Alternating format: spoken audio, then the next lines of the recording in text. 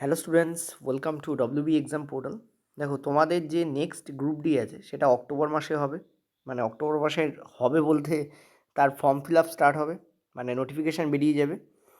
আর তোমাদের যে টেকনিশিয়ান আছে সেটাও তোমাদের সেপ্টেম্বর অক্টোবরেই স্টার্ট হচ্ছে। মোস্ট প্রবাবলি যেটা শোনা যাচ্ছে যে সেপ্টেম্বরের 28 তারিখ থেকে আইদার এলপি অথবা টেকনিশিয়ান, কিন্তু খুব ট্রাস্টেড সোর্স থেকে আমি খবর পেয়েছি যে প্রথমে টেকনিশিয়ান হবে এবং 28 তারিখ থেকে স্টার্ট হবে। কিন্তু যেহেতু অফিসিয়াল নয় সেই জন্য আমি ওটাকে সিলমোহর দেবো না, ঠিক আছে? বাট 28 তারিখ থেকে কোনো কিছু শুরু হচ্ছে এবং সেটা একটা গ্র্যান্ড ইভেন্ট হবে, এটা তোমরা ধরে রাখতে পারো। যারা নেক্সট গ্রুপ ডির জন্য ওয়েট করছে তাদের বলবো অক্টোবর মাসে কিন্তু তোমাদের নোটিফিকেশান বেরিয়ে যাবে। নেক্সট ইয়ার মার্চের মাসের দিকে পরীক্ষা পড়ার চান্স প্রবল, কি তারও আগে পরীক্ষা পড়তে পারে, কারণ রেল কিন্তু এখন রাজধানীর গতিতে চলছে, মানে রাজধানী এক্সপ্রেসের গতিতে চলছে, বুঝতে পারছো আশা করি, ঠিক আছে? বুলেটের গতিতে চলছে বললেও ভুল হবে না। একটা মানে হয়ে যাচ্ছে আর একটা পাবলিশ করছে, ঠিক আছে?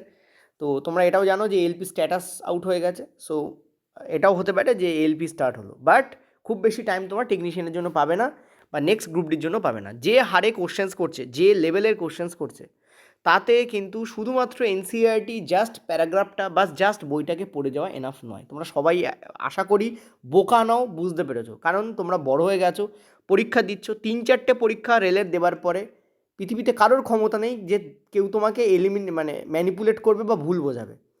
আর যদি তোমরা ভুল বোঝো তাহলে আমি বলবো তোমরা বোকার হদ্দ, বুঝতেই পারছো না ব্যাপারটা কী হচ্ছে। আমার বক্তব্য এইটা, আমি আইদার যেটা বলা সেটা আমি স্ট্রেট কাট সবার মুখের ওপর বলি, ঠিক আছে? তো আইদার বুঝতে পেরেছো যে কী ঘটছে, পরীক্ষা হলে গিয়ে কী হচ্ছে, সত্যিটা সামনে আনার দরকার। মাখন মাখন মাখন মানে মধু মাখানো কথা বা মাখন মাখানো কথা বলে তোমাদের হৃদয় বিরাট ভরপুর করে দিলাম, তারপর পরীক্ষা হলে গিয়ে ফেল হলে, সেই ব্যাপার নয়। তার থেকে আগে কড়া কথা শোনা ভালো, ঠিক আছে? এই যে কোশ্চেন্সগুলো আমি তোমাদের আজকে দেবো, এটা তোমাদের লাস্ট ইয়ার টেকনিশিয়ানে পিওয়াইকিউ, ঠিক আছে? তো চলো শুরু করা যাক, করতে করতে কথা বলবো। প্রথমে বাস্তবটা একটু বললাম। যেমন এখানে প্রশ্ন দিয়েছে, দেখো কীরকম প্রশ্নটা ঘুরিয়েছে। দেখো, একজন মালি একটি বাগানে মাটির নিচে 5টা ভিন্ন জিনিস পুঁতে রাখলেন। ঘটনা হচ্ছে এখান থেকে এইটুকু পড়তে তোমার মিনিমাম 10 সেকেন্ড খরচা হবে। তো রেল এটাই করছে, খরচা করাচ্ছে টাইম তোমাদেরকে দিয়ে, আর তোমাদেরকে সেটা করতে হবে, কিছু করার নেই, কারণ এই কোশ্চেনটা না পড়লে অ্যান্সার দেবে কী করে, ঠিক আছে? সো কোশ্চেন্স পড়ো, কিন্তু অ্যান্সার যদি প্রয়োজন না হয় পড়ো না, মানে অপশানগুলোকে পড়ার চেষ্টা করো না। যদি প্রয়োজন হয় তবেই পড়ো, নতুবা পড়ো না, কারণ কোশ্চেন্স তো আমাকে পড়তে বাধ্য হতে হবে, ঠিক আছে? তো পুঁতে রাখলেন কলার খোসা, খবরের কাগজ। দেখো, কলার খোসা একটা জৈব জিনিস, খবরের কাগজ সেটাও একটা জৈব জিনিস, সুতির কাপড় সেটাও একটা জৈব জিনিস, প্লাস্টিকের বোতল জৈব জিনিস নয়, চামড়া সেটাও একটা জৈব জিনিস। পুঁতে রাখা জিনিসগুলোর মধ্যে কতগুলি জৈব বিয়োজ্য ছিল? দেখো, যেগুলো রাইট মেরেছি সেগুলো সব জৈব বিয়োজ্য, তো 1 2 3 4, তাহলে অ্যান্সার হবে কি 4, ঠিক আছে? প্লাস্টিকের বোতল কিন্তু জৈব বিয়োজ্য নয়। জৈব বিয়োজ্য মানে কি? যে জিনিসটা ব্যাকটেরিয়া বা ফাঙ্গাস দ্বারা কী হতে পারে, ভাঙতে পারে। ব্যাকটেরিয়া বা ফাঙ্গাস যে জিনিসগুলোকে ভেঙে ফেলতে পারে সেটাকে আমরা বলবো জৈব বিয়োজ্য। তো প্লাস্টিকের বোতল ছাড়া বাকি সব কটা জৈব বিয়োজ্য, তো 1 2 3 4, তো 4 আমার অপশানে এলো, তো 4 মার্ক করলাম। বাকিগুলো আমি দেখবো না, পরেরটা চলে যাবো, কারণ আমাকে সেকেন্ড বাই সেকেন্ড বাঁচাতে হবে, ঠিক আছে? কারণ 40 নম্বরের তোমাদের টেকনিশিয়ানে তোমরা জানো সায়েন্স থাকে, 40-এ 40 তুলতে হবে, 40-এ 35, 40-এ 38 তুললে হবে না, 40-এ 40 তুলতে হবে। আর গ্রুপ ডিতে যা থাকে তার মধ্যে পুরোটাই তোমাকে তুলতে হবে। তোমার যদি মনে হয় যে আমি স্যার 90% সায়েন্স করে আসবো, 100% সায়েন্সে দেবো না, সেটা কিন্তু রং হবে। কারণ তুমি দেখতে পাচ্ছ ওদিকে তোমার কারেন্ট অ্যাফেয়ার্স যা পড়ছে তাতে ছাড়ছো, তুমি দেখতে পাচ্ছ তুমি যতই প্রফিট অ্যান্ড লস করে যাও না কেন, এমন এমন ভ্যালু পার্সেন্টেজে দিয়ে দিচ্ছে যে প্রফিট অ্যান্ড লস এবং পার্সেন্টেজের কোশ্চেন্সে তোমার টাইম লাগার ফলে তোমাকে স্কিপ করে আসতে হচ্ছে। তো তুমি সায়েন্স ছাড়তে পারবে না, এইটা হচ্ছে আমার বক্তব্য, ঠিক আছে? চলো নেক্সট। আরেকটা ছোট্ট কথা আমি তোমাদের বলবো, সেটা হচ্ছে যে যদি কোশ্চেন সলভ করতে তোমাদের কোনো কোশ্চেন সলভ করতে 20 বা 20 সেকেন্ডে বেশি সময় লাগে, বুঝবে সেই প্রশ্নটা তোমার জন্য টাফ। 20 সেকেন্ডের কম যদি কোনো কোশ্চেন টাইম লাগে, আইডিয়াল টাইম হচ্ছে 10 থেকে 15 সেকেন্ড। সায়েন্সের প্রশ্নের কথা বলেছি। 10 থেকে 15 সেকেন্ড কোনো কোশ্চেন্স করতে টাইম লাগছে, তার মানে বুঝবে সেই কোশ্চেনটা তোমার জন্য ইজি। কোশ্চেন্স পারা মানে সেটা তোমার জন্য ইজি হয়ে যাচ্ছে না, কারণ টাইম ম্যানেজমেন্ট ভেরি ইম্পর্ট্যান্ট। পারা না পারার থেকে বেশি ইম্পর্ট্যান্ট হচ্ছে টাইম ম্যানেজমেন্ট। তো কী বলছে দেখো, একজন ছাত্র একটি বিকারে বালি, লবণ ও জল মিশিয়ে ভালোভাবে নাড়াচাড়া করে। কিছুক্ষণ পরে কী দেখা যাবে? দেখো, বালি জলের সঙ্গে মিশবে না, লবণ জলে গুলে যাবে, কারণ NaCl জলে দ্রবীভূত হয়, এবং Na+Cl- কী তৈরি করবে? আয়ন তৈরি করবে, ঠিক আছে? যদি এটাকে তুমি তড়িৎ বিশ্লেষণ করো, তো অ্যান্সার কী হবে? বালি নিচে থিতিয়ে পড়বে, অন্যদিকে লবণ জলে দ্রবীভূত হয়ে যাবে। তো দিস অপশন কারেক্ট, পরেরটা যাবো, আমি আর কিছু দেখবো না। তুমি যদি এখানে 4টে অপশান পড়ার পরে ভাবো কোনটা রাইট, তাহলে এই কোশ্চেন্সটা পড়তে গিয়ে তোমার 6-7 সেকেন্ড খরচা হবে, তার থেকে বেশি খরচা হবে। আবার এই অপশান 4টে পড়তে গিয়ে এক একটা অপশানে তোমার 10-15 সেকেন্ড করে খরচা হবে। তাহলে 1 মিনিট তুমি এখানে খরচা করে ফেলছো। তুমি ভাবো না, এখান থেকে এইটুকু একটা কাজ করো, স্টপ ওয়াচ নাও, স্টপ ওয়াচ চালিয়ে দাও, দেখো এই কোশ্চেনটা এখান থেকে এইটুকু পড়তে, বুঝতে, ভাবতে কত সেকেন্ড টাইম লাগছে। আর তারপর তুমি যদি 4টে অপশান পড়ে অ্যান্সার দিতে যাও, তাহলে দেখবে তোমার 1 মিনিট এক একটা কোশ্চেন্সে নষ্ট হচ্ছে। তোমরা বলো না যে স্যার আমার কী করে 40টা কোশ্চেন্স করতে 60 সেকেন্ড 60 মিনিট সময় লেগে যাচ্ছে, ওই জন্য সময় লাগছে। এই আমার হয়ে গেছে, আমি পরেরটা চলে যাব, আমি কেন বাকিগুলো পড়তে পারে অ্যান্সার এটা কারেক্ট নইলে কোশ্চেনটাই ভুল হবে। ঠিক আছে, চলো পরেরটায়। আচ্ছা, পরেরটায় যাওয়ার আগে এই প্রশ্নটাকে আর একটু টাফ কী করে করা যেত বলতে পারতো যে বালি প্রলম্বন তৈরি করবে কিন্তু লবণ দ্রবণ তৈরি করবে। অপশানটা এইভাবে দিতে পারতো। ফার্স্ট অপশান কী ছিল? বালি প্রলম্বন তৈরি করবে কিন্তু লবণ দ্রবণ তৈরি করবে। তারপর অপশান এরকম দিতে পারতো, বালি কোলয়েড তৈরি করবে, লবণ প্রলম্বন তৈরি করবে। এরকমভাবে তোমাদের অপশানগুলো কিন্তু দিতে পারতো। এখানে তো টাফ করে দেয়নি, ইজি দিয়েছে, কোশ্চেন PYQ। কিন্তু তুমি দেখো বালি কিন্তু প্রলম্বন তৈরি করবে কিন্তু লবণ কিন্তু দ্রবণ তৈরি করবে। প্রলম্বনের বাংলা কিন্তু সাসপেনশন, এটা মনে রাখো, অনেক সব প্রলম্বন দেয় না, সাসপেনশন দিয়ে কিন্তু কোশ্চেন দেয়। ঠিক আছে, চল নেক্সট। আমাদের যে 12,000 মক টেস্ট ব্যাচ স্টার্ট হয়েছে তাতে আমরা কী করছি, প্রিভিয়াস ইয়ারে কোশ্চেন্স তুলে কোশ্চেনটাকে আরও ঘুরিয়ে দিচ্ছি। যেমন এই কোশ্চেন্সে যদি আমার চোখে পড়ে, আজকেও যেমন তোমাদের মক টেস্ট আপলোড হবে, এই কোশ্চেন্সে যদি আমার চোখে পড়ে তাহলে এই কোশ্চেন্সটাকে আমি ওইভাবে দেবো, ওই বালি প্রলম্বন তৈরি করে বা সাসপেনশন তৈরি করে আর লবণ দ্রবণ তৈরি করে, মানে আরও টাফ করে দেবো। এটা আমরা করছি এবং নতুন নতুন কোশ্চেন্সও তোমাদের দেওয়া হচ্ছে। ঠিক আছে, ব্যাচের ব্যাপারে পরে বলছি। চলো, তোমাদের পরের প্রশ্ন কী বলছে, সমবেগে গতিশীল কোনো বস্তুর দূরত্ব সময় লেখচিত্র সম্পর্কে নিচের কোনটি সঠিক? দেখো এখানে বলেছে সমবেগ। সমবেগ বলতে কি বেগ চেঞ্জ হচ্ছে না, তাহলে বেগ যদি চেঞ্জ না হয় তাহলে ত্বরণ শূন্য হবে। ত্বরণ শূন্য মানে স্লোপও শূন্য। কেন? কারণ ভিটি গ্রাফের স্লোপ কী দেয়? ভিটি গ্রাফের স্লোপ তো ত্বরণকেই দেয়। তো ত্বরণ যদি শূন্য হয় স্লোপও শূন্য হবে। আর স্লোপ যদি শূন্য হয়, ভালো করে বুঝবে কি সরি, এটা দূরত্ব সময় গ্রাফ বলেছে, এটা ভিটি গ্রাফ বলেনি, ডিস্টেন্স টাইম গ্রাফ বলেছে, সরি। আচ্ছা, ডিটি গ্রাফ বলেছে, তাহলে আলাদা হবে। ভিটি গ্রাফ হলে এইটাই যদি ভিটি গ্রাফের প্রশ্ন হতো আর এই যদি গ্রাফ হতো, ঠিক আছে, তাহলে লেখচিত্র কেমন হতো তোমাদের দেখিয়ে দিচ্ছি। লেখচিত্রটা এরকম স্ট্রেট লাইন হতো। এই যে নিচে যে এক্স অ্যাক্সিস যেটা টাইমের অ্যাক্সিস, তার সাথে রেখাটা সমান্তরালে থাকতো, এটা ভিটি গ্রাফ হলে হতো। ডিটি গ্রাফের ক্ষেত্রে কী হবে, সেটা একটা অ্যাঙ্গেল তৈরি করবে এবং সেটা এই যে উৎস অর্থাৎ জিরো অরিজিন তার মধ্য দিয়ে পাস করবে। ঠিক আছে, তো দেখো কী লেখা রয়েছে, দূরত্ব সময় লেখচিত্রের নতি বস্তুর দ্রুতি নির্দেশ করে। দেখো আমরা জানি স্লোপ, নতি মানে এখানে স্লোপ, ঠিক আছে, দ্বিতীয় গ্রাফের স্লোপ এগুলো প্রকাশ করে না, সো এটা মুছে দিচ্ছি। ঠিক আছে, দ্বিতীয় গ্রাফের স্লোপ এটা প্রকাশ করে না, আমি ভিটি গ্রাফ বলে লিখছিলাম, খেয়াল করিনি ডিটি দেওয়া রয়েছে। আচ্ছা, তো দেখো স্লোপ, ডিটি গ্রাফের স্লোপ, স্লোপের বাংলায় হচ্ছে তোমাদের কি, স্লোপের বাংলা হচ্ছে তোমাদের নতি। ঠিক আছে, স্লোপের বাংলা কি, নতি। তো নতি কি প্রকাশ করে, দেখো নতি মানে হচ্ছে change in Y axis by change in X axis. তাহলে ওয়াই অ্যাক্সিসে কী আছে, আমাদের ডিস্ট্যান্স আছে, তো change in distance by change in time. তা আমি বলো ডিস্ট্যান্স বাই টাইম করলে আমরা কী পাই, স্পিড পাই। ডিস্ট্যান্স বাই টাইম করলে আমরা কী পাই, স্পিড পাই। তার মানে ডিটি গ্রাফের স্লোপ আমাদের কী দেবে, স্পিড দেবে। ভালো করে বুঝবে, ডিটি গ্রাফের স্লোপ আমাদের কী দেবে, স্পিড দেবে। আর যেহেতু ডিস্ট্যান্স চেঞ্জ হচ্ছে না, বেগ সমান, বেগ সমান অর্থ কী, ডি এবং টি এনি পয়েন্টে same, D by T any পয়েন্টে সেম, সেই জন্য স্পিড সেম, অর্থাৎ সমবেগ। এটাকে আমরা সমবেগ বলি। ঠিক আছে, এটাকে আমরা কী বলি, এটাকে আমরা বলি সমবেগ।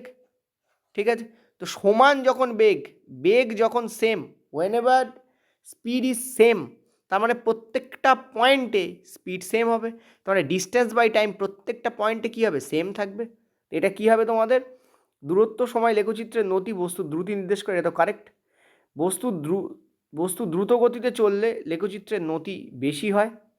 আচ্ছা, বস্তু দ্রুত গতিতে চললে লেখচিত্রের নতি বেশি হয়। এই লেখচিত্রে অধীনস্থ ক্ষেত্রফল বস্তুর অতিক্রান্ত দূরত্ব প্রকাশ করে। এটা তো ইনকারেক্ট, কারণ আমরা জানি ডিটি গ্রাফের ক্ষেত্রে ক্ষেত্রফল কোনো কিছু প্রকাশ করে না। ডিটি গ্রাফের ক্ষেত্রফল তুমি বার করতে পারো, বা ডিটি গ্রাফের ক্ষেত্রফল কোনো কিছুকেই প্রকাশ করে না। ঠিক আছে, কোনো কিছুকেই প্রকাশ করে না, সো এটা তো ইনকারেক্ট। নেক্সট হচ্ছে তোমাদের বলেছে যে বস্তু দ্রুত গতিতে চললে লেখচিত্র নতি হবে, এটা তো ঠিক।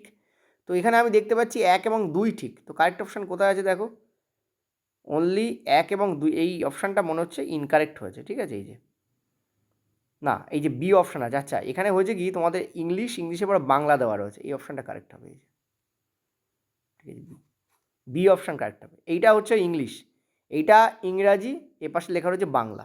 ঠিক আছে, সো কারেক্ট অপশান আমাদের বি হবে।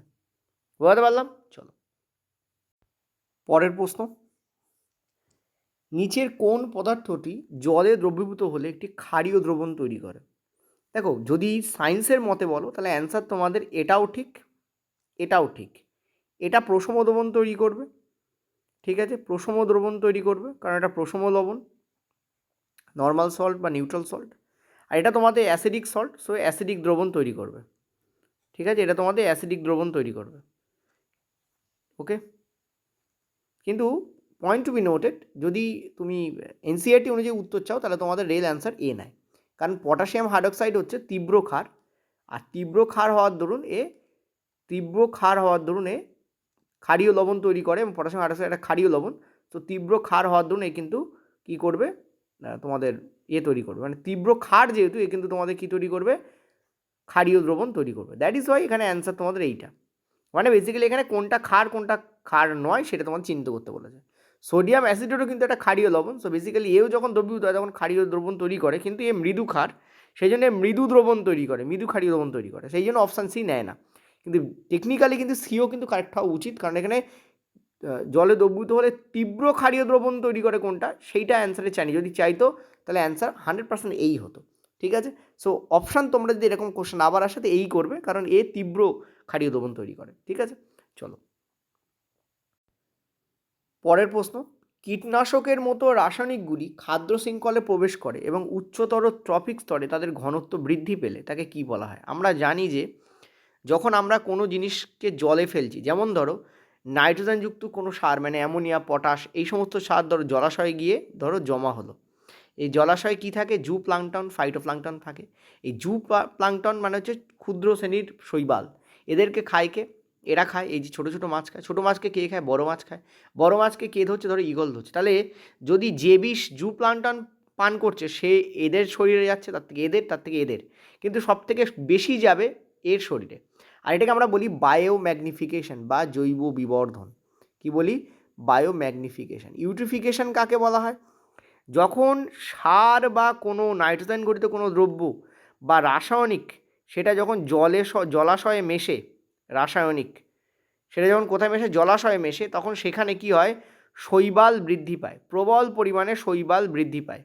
এই শৈবালের যখন মৃত্যু ঘটে তখন এই শৈবালের দেহ পচতে থাকে, আর সেই যে পচন, সেই পচন ধরার কারণে সেখানে কি হয় তোমরা জানো যে পচন এক টাইপের কি রেসপিরেশন প্রসেস, মানে এক টাইপের রেসপিরেশন, এবং সেখানে কিন্তু সবাত রেসপিরেশন চলে ওই পচনের মধ্যে, এবং ওখানে ব্যাকটেরিয়ারা সবাত রেসপিরেশন করে, এবং তার ফলে কিন্তু ওখানে প্রচুর অক্সিজেন ইউজ হয়।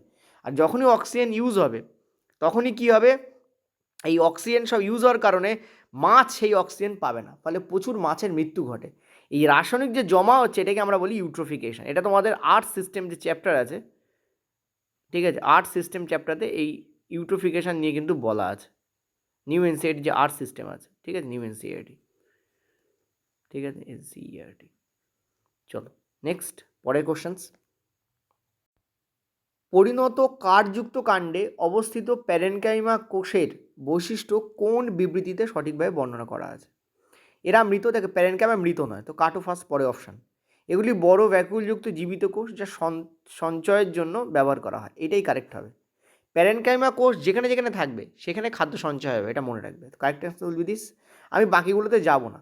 এগুলি ক্লোরেনকাইমা দ্বারা গঠিত লম্বাটে নলাকার কোষ। আমরা জানি ক্লোরেনকাইমা কোষ, পয়েন্ট টু বি নোটেড, ক্লোরেনকাইমাও কিন্তু এক টাইপের প্যারেনকাইমা, ক্লোরেনকাইমাও কিন্তু এক টাইপের প্যারেনকাইমা, ঠিক আছে, পয়েন্ট টু বি নোটেড। কিন্তু এটা অ্যান্সার হবে না, কারণ এখানে কার্যযুক্ত কাণ্ড বলেছে, তাতে অবস্থিত প্যারেনকাইমা বৈশিষ্ট্য বলেছে। নেক্সট বলেছে এগুলো মৃতকোষ, মৃতকোষ তো নয়, সো কেটে গেল, ঠিক আছে। আচ্ছা, অবলম্বন প্রদান করে কারা? কোলেনকাইমা, কোলেনকাইমা কিন্তু অবলম্বন প্রদান করে, ক্লোরেনকাইমা নয় কিন্তু, ঠিক আছে, আশা করি বোঝাতে পারছি। ওকে, পরের প্রশ্ন কি বলছে দেখো, কিডনির অকার্যকারিতায়, আচ্ছা, কিডনির অকার্যকারিতায় চিকিৎসায় ডায়ালিসিসের কার্যপ্রণালীকে কোন বিবৃতি সঠিকভাবে ব্যাখ্যা করে? তো বলছে ডায়ালিসিস অর্ধবেদ্য পদ্মার মাধ্যমে রক্ত থেকে নাইট্রোজেন গঠিত বর্জ্য অপসারণ করে, এটাই কারেক্ট অপশন হবে। এবং এটা মেনলি অসমোসিস, ডিফিউশন এবং আলট্রাফিল্ট্রেশন এই তিনটে পদ্ধতিতে হয়। ঠিক আছে, প্রথমে হয় অসমোসিস, ঠিক আছে, তবে মেন হয় যেটা সেটা ডিফিউশনই হয়, মানে ডিফিউশন মানে ব্যাপন, সবাই জানো। অসমোসিস মানে হচ্ছে অবিস্রাবন, তারপর হচ্ছে আলট্রা ফিল্ট্রেশন, ঠিক আছে, আলট্রা ফিল্ট্রেশন। এই তিনটে পদ্ধতি এখানে ব্যবহার হয়, তবে মেন পদ্ধতি কিন্তু হচ্ছে তোমাদের ডিফিউশন বা ব্যাপন। তো কারেক্ট অ্যান্সার তোমাদের কিন্তু এ হবে। এবার আমি এত তাড়াতাড়ি অ্যান্সার দিয়ে কী করে পারছি, কারণ আমি তোমার বিষয়টা আমার ডিপে পড়া, ঠিক আছে। তো তোমার যদি ডিপে পড়া থাকে তুমি অ্যান্সার করতে পারবে। তা কারেক্ট অ্যান্সার কী হবে তোমাদের, এ হবে। উড়ে এসে জুড়ে কোনো দিন কারুর মাথায় বিদ্যা বসে না, তোমাকে পড়তে হবে, জানতে হবে, এটাই নিয়ম। চলো নেক্সট। মানবদেহের কোন গঠনটি একটি পাতলা আর্দ্র ঝিল্লিযুক্ত থলি যা গ্যাসের আদান প্রদানে সাহায্য করে? তো অ্যান্সার তো অ্যালভিওলাই হবে, কারণ গ্যাসের আদান প্রদান কথাটা বলেছে। দেখো ডায়াফ্রাম কী কাজে লাগে জানো? এই যে দুটো ফুসফুস দেখতে পাচ্ছ, এই দুটো ফুসফুসের ঠিক মাঝখান বরাবর বা একটু নিচের দিকে এরকম অংশ থেকে একটা পাতলা পর্দা থাকে, যেটাকে আমরা বলি ডায়াফ্রাম। এই ডায়াফ্রাম বেসিক্যালি কী করে, শ্বাস কার্যে হেল্প করে। এই ডায়াফ্রাম যখন সংকুচিত হয়ে নিচের দিকে চাপ দেয়, তখন পাঁজরাস্থি পেশি কী হয়, সামনের দিকে ফুলে যায়, ফলে শ্বাস ভেতরে ঢোকে। তো ডায়াফ্রাম কিন্তু আমাদের শ্বাস প্রশ্বাস জনিত ব্যাপারের সঙ্গে যুক্ত। ডায়াফ্রাম শ্বাস প্রশ্বাস জনিত ব্যাপারের সাথে যুক্ত, ঠিক আছে, আশা করি বোঝাতে পারছি আমি। এখান থেকে একটা ইম্পর্টেন্ট কোশ্চেন্স হয় ডায়াফ্রাম থেকে, ডায়াফ্রাম সংকুচিত হয় না প্রসারিত হয় যখন শ্বাস ভেতরে ঢোকে? তো মনে রাখবে, ডায়াফ্রাম সংকুচিত হলে কিন্তু বায়ু ভেতরে প্রবেশ করে, এটা মনে রাখবে, মানে শ্বাস গৃহীত হয়, বায়ু প্রবেশ, ঠিক আছে, ক্লিয়ার হয়েছে আশা করি। আর ডায়াফ্রাম যখন প্রসারিত হয় তখন কিন্তু বায়ু বাইরে যায়। ডায়াফ্রাম যখন প্রসারিত হয় তখন কী হয়, এক্সহেল হয়, অর্থাৎ বায়ু বাইরে যায়, বায়ু বাইরে, এটা মনে রাখবে, বায়ু কী হয়, বাইরে যায়। তার মানে ডায়াফ্রাম যখন সংকুচিত হচ্ছে তখন বায়ু প্রবেশ করছে, এর অর্থ ফুসফুস প্রসারিত হয়, ফুসফুস কী হয়, প্রসারিত হয়। এটা একটা কাজ করছি, ফুসফুসটাকে ওপরে লিখে দিই বরং, ঠিক আছে, তাহলে বেটার তোমরা বুঝতে পারবে। এখানে আমি লিখছি ফুসফুস, ঠিক আছে, ফুসফুস কী হচ্ছে তোমাদের, প্রসারিত হয়। ফুসফুস প্রসারিত হলেই তবেই তো বায়ু ভেতরে ঢুকবে, ঠিক আছে, ফুসফুস কী হবে, প্রসারিত হবে, প্রসারিত। আর এক্ষেত্রে কী হবে, বাইরে যাচ্ছে, মানে ফুসফুস কী হবে, সংকুচিত, মানে ডায়াফ্রামের উল্টো কাজ ফুসফুসে হয়। ডায়াফ্রাম যখন সংকুচিত হয় ফুসফুস হয় প্রসারিত, বায়ু ভেতরে ঢুকছে। ডায়াফ্রাম যখন প্রসারিত হচ্ছে বায়ু যাবে বাইরে, তার মানে ফুসফুস সংকুচিত হচ্ছে, ঠিক আছে। তো এই ব্যাপারটাকে মনে রাখবে, এটা আমি ডায়াফ্রামের জন্য সংকোচন প্রসারণ লিখেছি, আর ওপাশে আমি ফুসফুসের জন্য তোমাদের সংকোচন প্রসারণ লিখেছি, ঠিক আছে।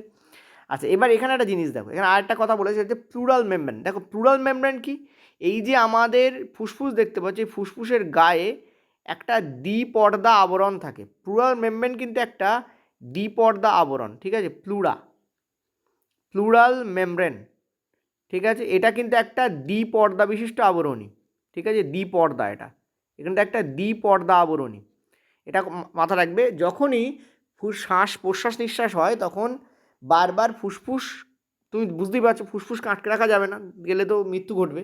সুতরাং ফুসফুসকে বারবার সংকুচিত প্রসারিত হতে হয়, ফলে যাতে ওর মধ্যে কোনো টেনশান তৈরি না হয় বা ওর মধ্যে যেন কোনো টান তৈরি না হয় বা ঘর্ষণ তৈরি না হয়, তাকে রক্ষা করে কে, এই দ্বিপর্দা প্লুরাল মেমব্রেন রক্ষা করে।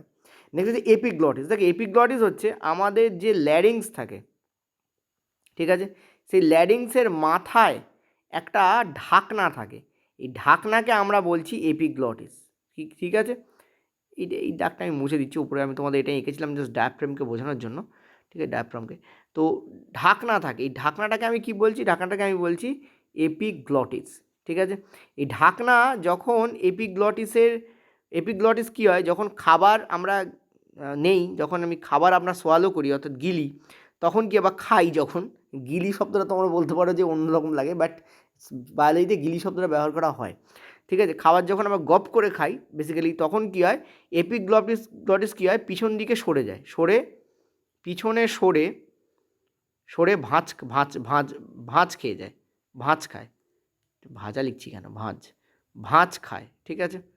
যেহেতু এপিগ্লটিস ভাঁজ খায়, তার ফলে কী হয়, খাবার এই ল্যারিংসে ঢুকতে পারে না, খাবার কোথায় ঢুকতে পারে না, এই ল্যারিংসে কিন্তু খাবার কিন্তু ঢুকতে পারে না, খাবার ঢুকতে পারে না, ঢুকতে বাধা দান করে, ঢুকতে বাধা প্রদান। ঠিক আছে, তো আশা করি বোঝাতে পারছি। তো এখানে কিন্তু ডি অপশানও হবে না, কারণ এটা খাদ্যের সঙ্গে রিলেটেড, এই দুটো রিলেটেড আমাদের শ্বাস গ্রহণের সাথে, এ আমাদের একমাত্র অ্যালভিওলাই যেটা আমাদের গ্যাসের আদান প্রদানের সাথে রিলেটেড। ঠিক আছে, বায়ুথলি আমরা যেটাকে বলি, এই যে এখানে দেখো ছবি করে দেখানো হয়েছে। তো কারেক্ট অ্যান্সার আমাদের কী হবে? A will be the correct answer. 1000 KG ভরের একটি গাড়ি 20 মিটার পার সেকেন্ড বেগে চলছে এবং 10 সেকেন্ড পর সে স্থির হয়ে যাচ্ছে, বেগ দ্বারা প্রযুক্ত বলের পরিমাণ কী হবে? দেখো আমরা জানি যে কোনো বস্তু স্থির হচ্ছে, ফোর্স বার করার জন্য আমাদের কী দরকার? ভর দরকার আর ত্বরণ দরকার। তো ভর তো এখানে দেওয়াই আছে, বাট ত্বরণ নেই। ত্বরণ বার করবো কী করে? দেখো আমরা জানি যে ত্বরণ ইকুয়াল টু কি? কোনো বস্তুর প্রাথমিক বেগ, অন্তিম বেগ মাইনাস প্রাথমিক বেগ বাই টাইম। তাহলে দেখো তুমি একটা কথা ভালো করে ভাবো, অন্তিম বেগ কী হবে? এখানে তো 0 হবে, কারণ বস্তুটা স্থির হয়ে যাচ্ছে, সো ভি এর ভ্যালু 0। কিন্তু প্রথমে বেগ কত ছিল? 20 ছিল আমাদের, আর টাইম কত লেগেছে? 10। এখান থেকে আমরা ত্বরণ কী পাচ্ছি? -2 মিটার পার সেকেন্ড পাচ্ছি। তা আমরা কী করব? ভরের সঙ্গে যেটা 1000 আছে তার সঙ্গে -2 গুণ করে দেবো। তো অ্যান্সার কী হবে? -2000 নিউটন। অথবা এই নিউটনকে কিন্তু লেখা যায় মিটার, দেখো ভরের একক কি? ভরের একক হচ্ছে কেজি, তো KG into metre per second square. তো কেজিটা আগে লিখি, চলো, যেহেতু আমি এখানে ভরটা আগে লিখছি, KG into metre per second square, এইটা লেখা যায়। এইটা মানে কিন্তু নিউটন। ঠিক আছে, পার্টটাকে মাইনাস দিয়ে ওপরে তুলে দিয়েছি, so KG into metre per second square. ঠিক আছে, এটা হচ্ছে 1 নিউটনের মান। চলো নেক্সট।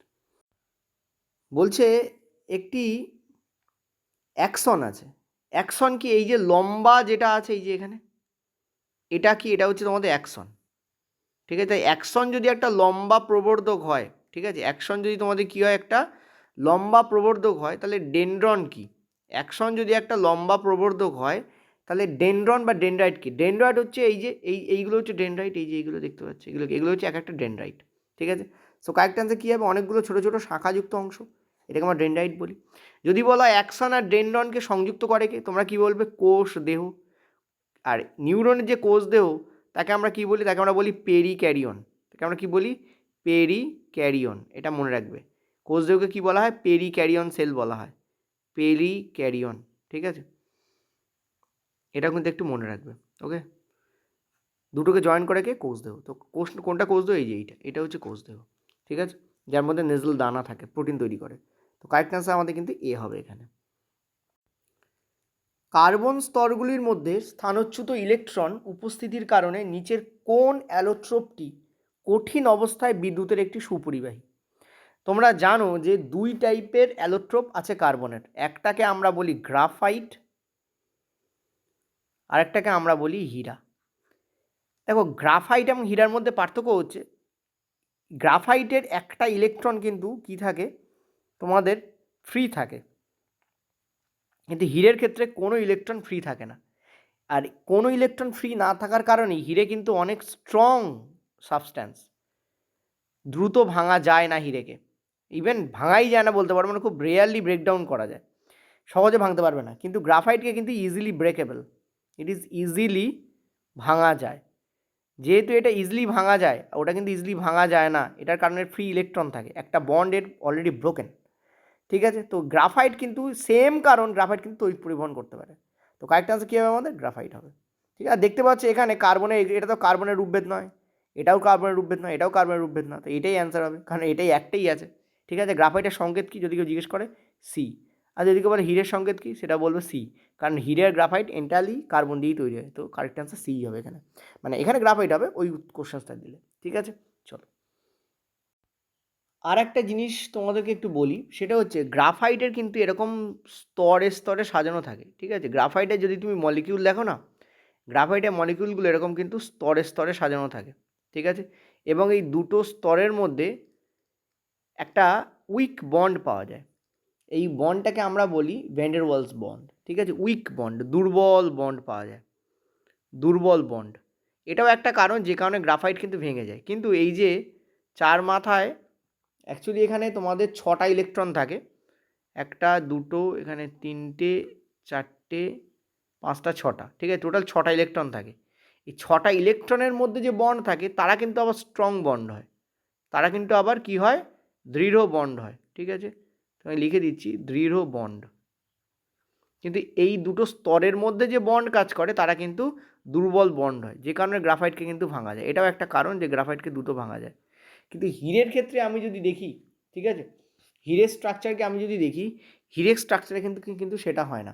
ঠিক আছে, হীরের স্ট্রাকচারের ক্ষেত্রে কী হয়, এই একটা ইলেকট্রন আরও কিন্তু তোমাদের 4টে ইলেকট্রনকে ধরে রাখে। ঠিক আছে, এক একটা ইলেকট্রন কী করে, আরও 4টে ইলেকট্রনকে কিন্তু ধরে রাখে, একটা দুটো এই তিনটে। ঠিক আছে, একটা দুটো তিনটে চারটে, আর একটা কোথায় কি বলো, ঠিক আছে, একটা দুটো তিনটে চারটে, মানে এই একটা ইলেকট্রন দেখো আরও 4টেকে ধরে আছে।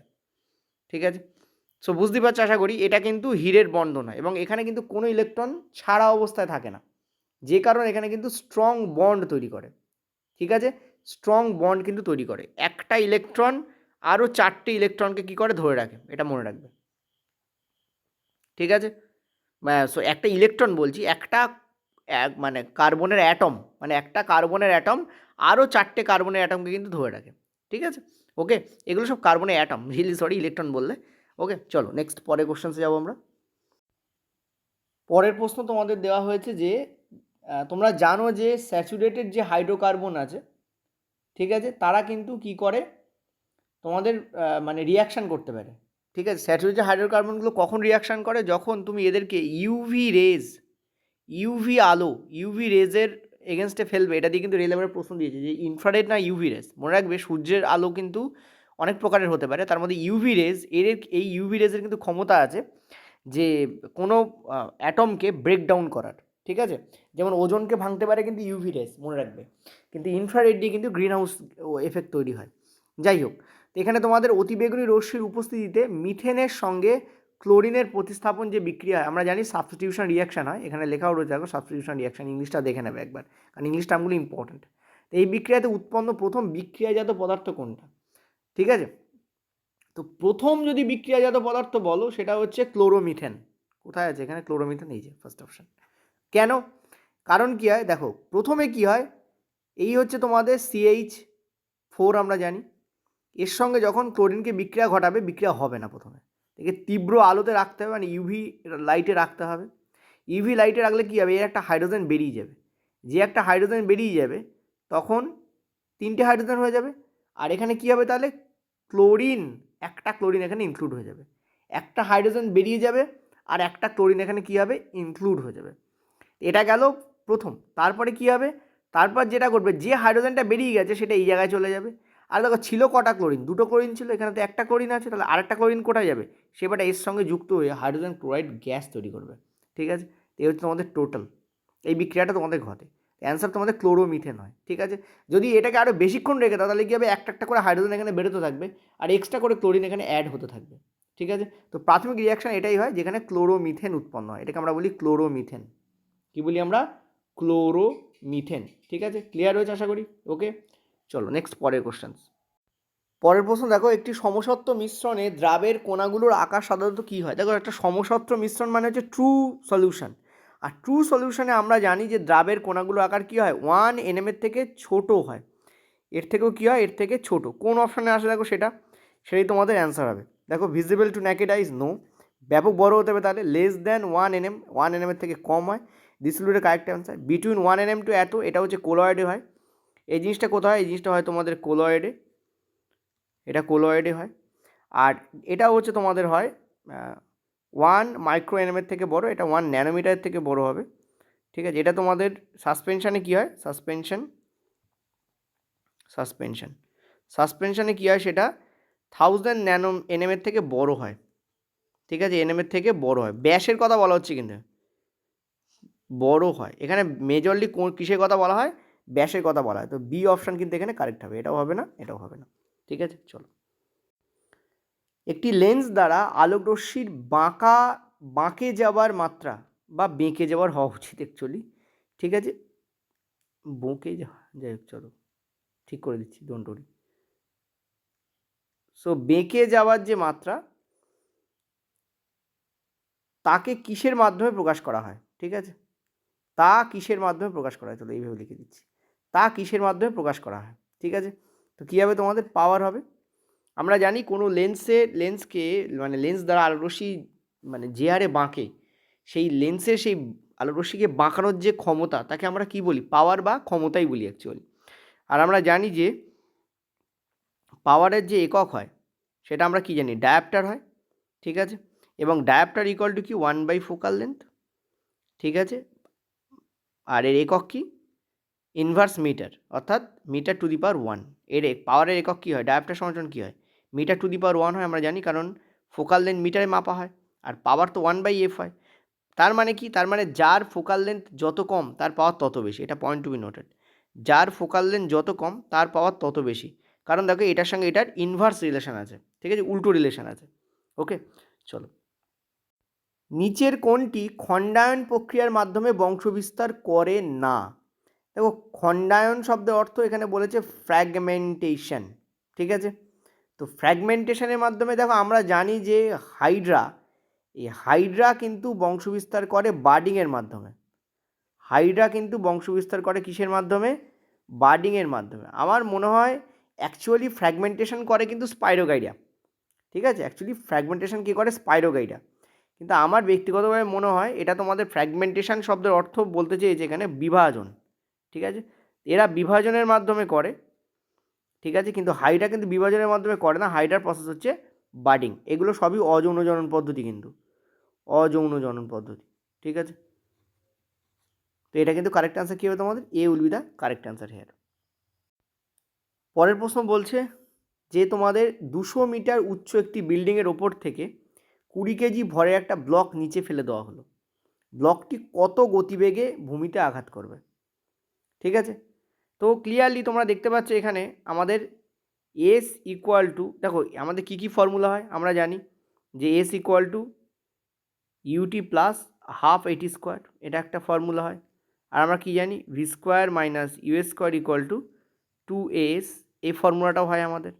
আর আমরা কি জানি? V by u equal to t, তো এই ফর্মুলাটাও হয়। তো গতিবেগের এতগুলো ফর্মুলা আছে।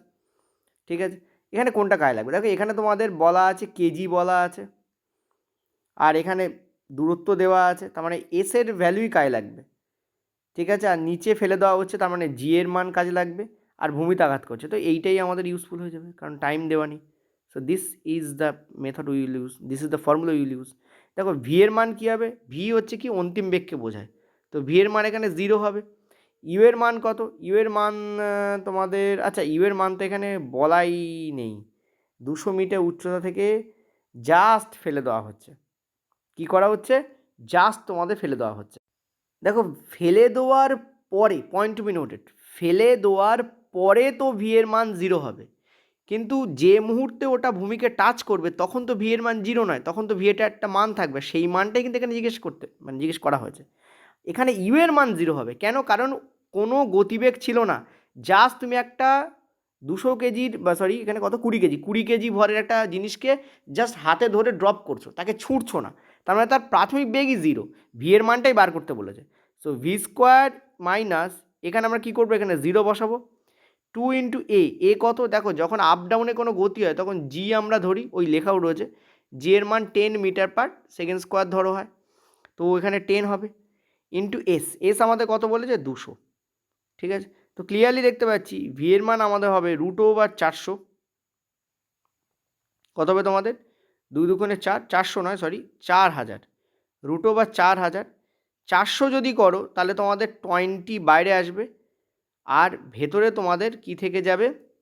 ভালো করে বুঝবে, 400 যদি করো তাহলে ভেতরে তোমাদের 10 থাকবে। ঠিক আছে না? 200 স্কোয়ার মানে 400 আর 10, তো কারেক্ট আনসার এইটা হবে আমাদের C option, 20√10 metre per second. তো ভি এর মানে এইটা আসবে। ওকে, চলো নেক্সট। কোন ফর্মুলা ইউজ করলাম? এইটা। আচ্ছা এই ফার্স্ট ফর্মুলাটা কেন ইউজ করলাম না? দেখো ইউজ করলাম না কারণ এখানে কোথাও টাইম দেওয়া নেই। টাইম এখানে কোথাও দেওয়া নেই, টাইম দেওয়া আছে নেই, কিন্তু এই ফর্মুলা ব্যবহার করতে গেলে আমাদের টাইম লাগবে, টাইম তো দেওয়া নেই, সেই জন্য আমরা এই ফর্মুলা ব্যবহার করলাম। দ্বিতীয় কথা, এই ফর্মুলায় অন্তিম বেগ বেরোচ্ছে না, আমাদের এখানে অন্তিম বেগটাই বের করতে বলেছে, সেটাতে এই ফর্মুলায় আছে। ঠিক আছে, সো এইটাই অ্যান্সার করলো, মানে আমরা ইউজ করব। চলো, বলছে বাঁকানো ট্রাক বরাবর বক্র গতিতে চলমান একটি সাইকেলিস্টের গতি কোন ধরনের গতি? দেখো যখনই তুমি এই ধরো তোমার রাস্তা ছিল এরকম তুমি বেঁকে যাচ্ছ, ঠিক আছে, এই ধরো রাস্তা ছিল, তুমি কী করছো, এরকম বাঁকছো। তো এই এখন এই যে এই মুহূর্তে, যে মুহূর্তে এই পয়েন্টে তুমি এলে, এই যে এই পয়েন্টে তুমি এলে, এই পয়েন্টে তুমি দেখো তুমি বাঁক নিচ্ছ। এবং এখানে যদি তুমি একটা সার্কেল আঁকো, এখানে যদি তুমি একটা সার্কেলকে আঁকো, দেখো আমি একটা সার্কেল এঁকে তোমাকে দেখাচ্ছি। এখানে যদি তুমি, এক মিনিট, এখানে যদি রাস্তার ওপরে তুমি একটা সার্কেলকে আঁকো, তুমি দেখবে তুমি সার্কেলের যে ট্যানজেন্ট আছে, সেই ট্যানজেন্ট বরাবর তুমি ছিটকে যেতে চাইছে এই দিকে, ঠিক আছে, কিন্তু তুমি ফোর্স প্রয়োগ করে ওটাকে এই দিকে নিয়ে যাচ্ছ, সাইকেলটাকে এদিকে ঘুরিয়ে নিয়ে যাচ্ছ। যেমন এখানে তুমি দেখতে পাচ্ছ ক্লিয়ারলি, এখানে সাইকেলিস্টের কথা এখানে দেওয়াও রয়েছে। এখানে যদি তুমি একটা সার্কেলকে আঁকো, তুমি দেখবে এই সার্কেলের বরাবর তোমার গতি কোন দিকে হওয়া উচিত, এদিকে হওয়া উচিত, কিন্তু তুমি বল প্রয়োগ করে সাইকেলটাকে এদিকে নিয়ে যাচ্ছ। তার মানে তুমি কি করছো, তুমি তোমার গতির ডাইরেকশান চেঞ্জ করছো, মানে ভেলোসিটির ডাইরেকশান চেঞ্জ করছো। আর ভেলোসিটির ডাইরেকশান চেঞ্জ হচ্ছে, আর এই ধরনের গতিকে আমরা কি বলি, সার্কুলার মোশন বলি, ঠিক আছে, কি বলি, বৃত্তীয় গতি বলি। ওকে, চলো। আচ্ছা, এই প্রশ্নটা আমি আরেকবার ফিরলাম। এখানে তোমাদের একটা জিনিস বলি, কেন তোমাদের দোলন গতি হবে না। দোলন গতি হচ্ছে ঘড়ির পেন্ডুলাম ঘুরতে দেখো, মানে দুলতে দেখেছো কখন, এই হচ্ছে ঘড়ির পেন্ডুলাম। এটা হচ্ছে তোমাদের, এটা দিয়ে এবারে প্রশ্ন এসছে, এটা ছিল তোমাদের ধরো এইখানে, ঠিক আছে, আবার দুলতে দুলতে কখনো এইখানেও চলে আসে, ঠিক আছে। এই যে ডটেড লাইনগুলো আঁকছি, এটা হচ্ছে ছিল, এটা হচ্ছে এক্স পজিশন, এটা হচ্ছে ওয়াই পজিশন, এটা হচ্ছে জেড পজিশন, ঠিক আছে। এটা হচ্ছে দোলকের যে গতি, তাকে দোলন গতি বলে। মানে এই পেন্ডুলামটা একবার এদিকে যাচ্ছে, ঠিক আছে, আরেকবার কী হচ্ছে, আরেকবার এদিকে আসছে, এই যে গতি, এটাকে আমরা বলি দোলন গতি বা অসিলেশন, ঠিক আছে। এবং এক্ষেত্রে তোমাদের রেল যে প্রশ্নটা এবারে দিয়েছিল, সেটা হচ্ছে যে কোন ক্ষেত্রে এক্স পজিশনে নাকি ওয়াই পজিশনে নাকি জেড পজিশনে, কোন ক্ষেত্রে পি আর কেই সব থেকে বেশি হবে। দেখো কেই বেশি হবে সব থেকে, যদি বলি কেই কোন পজিশনে বেশি হবে, অ্যান্সার হবে তোমাদের জেড। জেড পজিশনে তোমাদের কেই সব থেকে বেশি হবে, পয়েন্ট টু বি নোটেড। কোন পজিশনে, জেড পজিশনে, ঠিক আছে। আর পি মানে পোটেনশিয়াল এনার্জি বেশি হবে কোন পজিশনে, এক্স অ্যান্ড ওয়াই পজিশনে, ঠিক আছে। এই দুটো পজিশনে কিন্তু পি সব থেকে বেশি হবে। এবার একটা জিনিস বলি, এখানে তো এটা তো অ্যান্সার হবে না, বুঝতেই পারছো। রোটেশনাল মোশন কাকে বলা হয়, যখন তুমি তোমার আঙুলে একটা ঢিল বাঁধো আর সেই ঢিলটাকে ঘোরাও, তখন ঢিলটা একটা বৃত্তের চারপাশে ঘোরে, এই গতিটাকে আমরা বলি রোটেশনাল মোশন। যেটা তোমাদের সূর্যের চারপাশে পৃথিবীর গতিকে দেখা যায়, এটাকে আমরা বলি রোটেশনাল মোশন, ঠিক আছে। আচ্ছা, এখানে ইউনিফর্ম মোশন, নন ইউনিফর্ম মোশন কেন হবে না। দেখো, নন ইউনিফর্ম মোশন বলতে তুমি কি বোঝো। নন ইউনিফর্ম মোশন হচ্ছে সেই মোশন, যে মোশানে কী হয়, বিভিন্ন সময়ে বিভিন্ন দূরত্ব পেরোয়। পয়েন্ট টু বি নোটেড, যে ধরো এখানে টাইম লাগছে 10 সেকেন্ড, তো প্রথমবার দূরত্ব পেরিয়েছিল ধরো 30 কিলোমিটার, পরের বারও 10 সেকেন্ড টাইম নিয়ে 40 কিলোমিটার ডিস্টেন্স পেরোচ্ছে। তার মানে এই ধরনের গতিকে আমরা কি বলি, আমরা বলি নন ইউনিফর্ম মোশন। কিন্তু এখানে কোথাও বলা নেই যে ওই ব্যক্তির গতি চেঞ্জ হচ্ছে, গতি চেঞ্জ হচ্ছে এটা বলা নেই, স্পিড চেঞ্জ হচ্ছে কোথাও বলা নেই, ঠিক আছে, পয়েন্ট টু বি নোটেড। সেই জন্য আমরা এটা বাই ডিফল্ট ধরে নেবো না, সেই জন্য কারেক্ট আনসার এখানে এইটা আসে। কিন্তু এর এগেনস্টে যুক্তি দেওয়া যায়, আসলে যারা কোশ্চেন্স তৈরি করে তারা এনসিইআরটিতে দেখে লেখা আছে, ঠিক আছে, এনসিইআরটিতে লেখা আছে, তো সেটা তুলে কোশ্চেন দিয়ে দেয়। কিন্তু তাদের মাথায় যে ফিজিক্সের কতটা জ্ঞান আছে সেই ব্যাপারে আমার অনেক কোশ্চেন্সের দরুন প্রশ্নচিহ্ন তৈরি হয়েছে, সত্যি কথা বলতে। অ্যাকচুয়ালি মনে রাখবে, বৃত্তীয় গতি কিন্তু বৃত্তাকার পথে হয়, কার্ভিং পথে কিন্তু বৃত্তীয় গতি হয় না। যদিও এখানে বৃত্তাকার পথ নাকি, এখানে দেখো কার্ভ পথ দেওয়া আছে, তো মোস্ট মানে অ্যাকুরেট অ্যান্সারের কাছাকাছি যাচ্ছে ডি, কিন্তু এটা অ্যাকচুয়ালি অ্যাকুরেট অ্যান্সার নয়। তাহলে তোমাকে অনেক ইনফরমেশনকে দিয়ে রাখতে হবে। তো ওই বললাম যেটা, যে বুঝতেই পারছো আশা করি, ঠিক আছে, ক্লিয়ার, যে ওই এনসিইআরটিতে লেখা আছে ওই জন্য ঢুকিয়ে দিয়েছে। তো অ্যান্সার এখানে সার্কুলার মোশনই হবে। চলো নেক্সট পার্টটাতে। আচ্ছা, পরের প্রশ্ন দেখো, তোমাদের বলছে কি, যে সাদা আলো কাঁচের প্রিজমে বিচ্ছুরিত হলে, এটা তোমাদের ডিসপারশন, কিন্তু এটা বিক্ষেপণ বলা হয়। নিচের কোন বিবৃতিটি তোমাদের কি বলেছে কারেক্ট। মনে রাখবে, অ্যাকচুয়ালি স্ক্যাটারিংয়ের বাংলা হয় তোমাদের বিক্ষেপণ, পয়েন্ট টু বি নোটেড। স্ক্যাটারিংয়ের বাংলা কী হয় তোমাদের, বিক্ষেপণ, ঠিক আছে। আর ডিসপারশনের বাংলা হয় তোমাদের বিচ্ছুরণ। এখন রেল বাংলায় যদি তুমি যাও, তুমি দেখবে এটাকে হ্যাপাজার্ডলি ব্যবহার করা হয়, তো একটু ইংলিশটা দেখে নেবে। মনে রাখবে, প্রিজম দ্বারা 7টা রঙের বিভাজনকে ইংলিশে ডিসপারশন বলা হয়, তুমি চাইলে এটাকে বিচ্ছুরণ বলতে পারো বাংলায়, ঠিক আছে। তো যাই হোক, এখানে তোমাদের বলছে যে সাদা আলো প্রিজমে বিচ্ছুরিত হলে ডিসপার্সড হলে নিচের কোন বিবৃতিটি সত্য। দেখো আমরা জানি যে রেড যদি আমরা বলি, রেডের কিন্তু যে ওয়েভলেন্থ হয় সেটা সব থেকে মানে বড় হয়, ঠিক আছে। এর যে ওয়েভলেন্থ মানে তরঙ্গ দৈর্ঘ্য সেটা কী হয়, সব থেকে বড় হয়, ঠিক আছে। আর যদি ভায়োলেটের কথা বলি সব থেকে ছোটো হয়, সরি VIO, ভায়োলেটের কথা যদি বলি কী হয়, সব থেকে ছোটো এর ওয়েভলেন্থ হয়। আর ওয়েভলেন্থ যেহেতু ছোটো, এর স্পিড কিন্তু সব থেকে কম হয়, এর স্পিড কিন্তু কী হয়, সব থেকে কম হয়। যেখানে রেডের স্পিড কী হয়, সব থেকে বেশি হয়, এর স্পিড কিন্তু কী হয়, সব থেকে বেশি হয়। যেহেতু এর স্পিড বেশি, এ কিন্তু বাঁকে সব থেকে কম, বাঁকে কম। আর এর যেহেতু স্পিড কম, এ কিন্তু বাঁকে বেশি, এ কিন্তু কী করবে, এ কিন্তু বাঁকে বেশি, ঠিক আছে। তো এবার এখানে তুমি এইগুলো জানো, ইনফরমেশনগুলো তোমার মাথায় চলবে যেগুলো আমি লিখেছি। এবার এখানে কি বলেছে, রেড কালার ডেভিয়েট লিস্ট সব থেকে কম, রেড কালার অবশ্যই দেখো বাঁকে কম, তো কারেক্ট অ্যান্সার এটা তো হবেই, বিক্ষেপণ কম হবে না, বাঁকে কম। তারপর বলেছে যে প্রিজমের মধ্য দিয়ে যাওয়ার সময় বর্ণগুলির মধ্যে লাল আলোর গতি সর্বাধিক হয়, এটাও আমাদের কারেক্ট। এখানে কি বলেছে, কারেক্ট কোনটা নয়, ওই দুটো তো কারেক্ট। নেক্সট বলেছে বেগুনি বর্ণের বিক্ষেপণ লাল বর্ণের চেয়ে বেশি হয়, তো বেগুনি বর্ণের বিক্ষেপণ লাল বর্ণের চেয়ে বেশি হবে, কারণ বেগুনি সব থেকে বাঁকে বেশি, ঠিক আছে, সে এটাও তো কারেক্ট। এখানে বলেছে লাল বর্ণের তরঙ্গ দৈর্ঘ্য নীল বর্ণের চেয়ে বেশি, তো লাল বর্ণের তরঙ্গ দৈর্ঘ্য তো নীল বর্ণের চেয়ে বেশি, ব্যাপারটা বুঝলাম না তো এখানে কোনটা কি বলেছে, এখানে সঠিক নয়। দেখো আমি তো দেখতে পাচ্ছি এখানে সবকটাই কারেক্ট, আমার মনে হয় কোশ্চেন্সটা আমাদের এখানে ভুল চলে এসেছে, ঠিক আছে। তো এখানে 4টি কারেক্ট, এখানে অ্যান্সার হবে তোমাদের অল কারেক্ট, অল কারেক্ট তোমার এখানে অ্যান্সার হবে। অ্যাকচুয়াল কোশ্চেনটা আমি তোমাদের দেখে দিয়ে দিচ্ছি, দাঁড়াও, এগুলো একটাও কিন্তু কারেক্ট অ্যান্সার নয়, অল কারেক্ট এখানে অ্যান্সার হবে, ঠিক আছে। দেখি অ্যাকচুয়াল কোশ্চেন্স কী ছিল। আচ্ছা, অ্যাকচুয়াল কোশ্চেন্স তোমাদের এইটা ছিল, রিয়েলি সরি ফর দ্যাট, ওখানে একটু তোমাদের প্রিন্টিং মিস্টেক হয়েছে। তো বলো এর মধ্যে কোনটা সত্য নয়, নিচে অপশান ছিল। তো সাদা আলো কাঁচের প্রিজমে তির্যকভাবে আপতিত হলে নিচের কোন বিবৃতিগুলির মধ্যে কোনটা সত্য নয়। লাল বর্ণের ন্যূনতম বিচ্যুতি দেখা যায়, এটা তো কারেক্ট, ঠিক আছে, কারেক্ট বলে লিখে দিচ্ছি কারেক্টগুলোকে। এখানে বলছে প্রিজমের মধ্য দিয়ে যাওয়ার সময় বেগুনি বর্ণের দ্যুতি সব থেকে কম হয়, তো আমরা এটাও দেখলাম যে লালের তরঙ্গদৈর্ঘ্য সব থেকে বেশি এবং স্পিড সব থেকে বেশি হয়, ঠিক আছে, তো এটা তো কারেক্টই আছে, বেগুনি সব থেকে কম হয়। নেক্সট বলেছে যে বেগুনি বর্ণের চেয়ে সবুজ বর্ণের প্রতিসারাঙ্ক বেশি। দেখো প্রতিসারাঙ্কের সঙ্গে বাঁকা সম্পর্ক আছে, যার প্রতিসারাঙ্ক যত বেশি, পয়েন্ট টু বি নোটেড, খুব ইম্পর্টেন্ট কিন্তু এই যেটা জিনিসটা আমি কি বললাম, যার প্রতিসারাঙ্ক যত বেশি সে বাঁকে তত বেশি, পয়েন্ট টু বি নোটেড। প্রতিসারাঙ্কের সঙ্গে সমানুপাতিক সম্পর্কে থাকে, প্রতিসারাঙ্কের সঙ্গে সমানুপাতিক সম্পর্কে থাকে হচ্ছে বাঁকা। যার প্রতিসারাঙ্ক যত বেশি, যার প্রতিসারাঙ্ক যত বেশি সে বাঁকবে তত বেশি। কিন্তু আমরা এখানে কি দেখতে পেলাম যে বেগুনি সব থেকে বেশি বাঁকে, তাহলে বেগুনির প্রতিসারাঙ্ক সব থেকে বেশি হওয়ার কথা। এখানে তো বলে যে বেগুনির চেয়ে সবুজের প্রতিসারাঙ্ক বেশি, দ্যাট ইজ ওয়াই এটা কিন্তু আমাদের ভুল বিবৃতি, এটা কিন্তু আমাদের ভুল বিবৃতি। বেগুনি সব থেকে বেশি বাঁকে মানে যত যে 7টা রং আছে তার মধ্যে বেগুনির প্রতিসারাঙ্ক সব থেকে বেশি হবে, সবুজের কখনই তার থেকে বেশি হতে পারে না, দ্যাট ইজ ওয়াই এটা হচ্ছে আমাদের ভুল। নেক্সট হচ্ছে নীল বর্ণের চেয়ে লাল বর্ণের প্রতিসারাঙ্ক বেশি। দেখো লাল সব থেকে কম বাঁকে, লাল সব থেকে কম বাঁকে, যেহেতু লাল সব থেকে কম বাঁকে তাই লালের প্রতিসারাঙ্ক সব থেকে কম, প্রতিসারাঙ্ক কী হবে, সব থেকে কম হবে।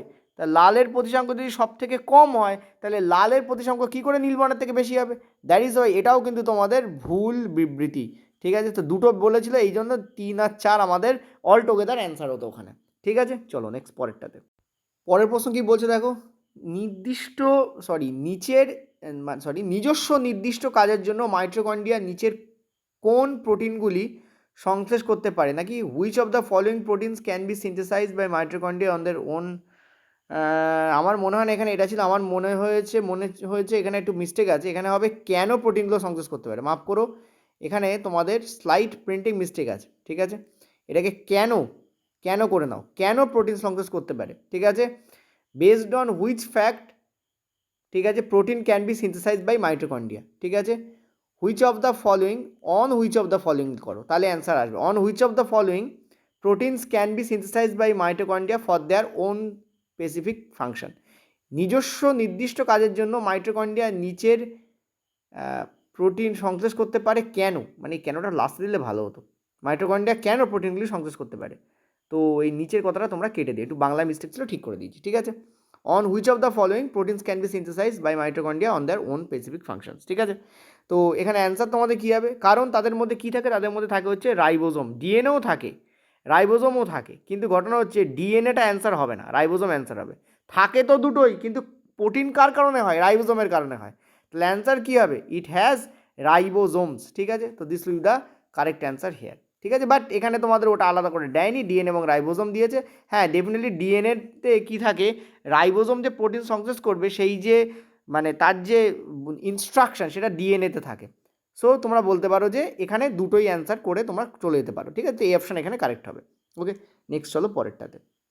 পরের প্রশ্ন, তোমরা জানো যে থমসনের প্লাম পুডিং মডেল ছিল। তো থমসনের পারমাণবিক মডেল অনুযায়ী যেটাকে আমরা পাম পুডিং মডেল বলি, সেখানে আমরা কী জানি, যদি একটা কেককে ধরে নাও, সেই কেকের মধ্যে ইলেকট্রনগুলো কী করে, তোমাদের নেগেটিভ মানে এই কেকটাকে যদি তুমি পুরো ধনাত্মক আধান ধরে নাও, তাহলে তার মধ্যে ইলেকট্রনগুলো কী করে, এরকম নেগেটিভ আকারে অবস্থান করছে। তো এই যে চিত্রটা, এটা তোমাদের সেই চিত্রটাকে বর্ণনা করছে। ইলেকট্রনগুলি একটি ধনাত্মক আধানযুক্ত গোলকের মধ্যে অন্তর্নিহিত থাকে। তো this option will be correct. সেই অপশন কিন্তু আমাদের এখানে কারেক্ট হচ্ছে, ঠিক আছে। চলো নেক্সট। আচ্ছা, পরের প্রশ্ন কি বলছে দেখো, if the frequency of the sound source is 50 hertz, how many vibrations will it complete in 1 minute. দেখো 50 হার্টস এই কথাটার মানে কি তোমাকে বুঝতে হবে। 50 হার্টস শব্দের অর্থ হচ্ছে 1 সেকেন্ডে যতবার, পয়েন্ট টু বি নোটেড, 1 সেকেন্ডে যতবার পূর্ণ কম্পন, ধরো একবার হলো, দুবার হলো, তিনবার হলো, তাহলে এটাকে আমরা বলবো 3 হার্টস। কারণ 1 সেকেন্ডে 3বার পূর্ণ কম্পন সম্পন্ন করে, তাহলে একে আমরা কী বলবো, 3 হার্টস।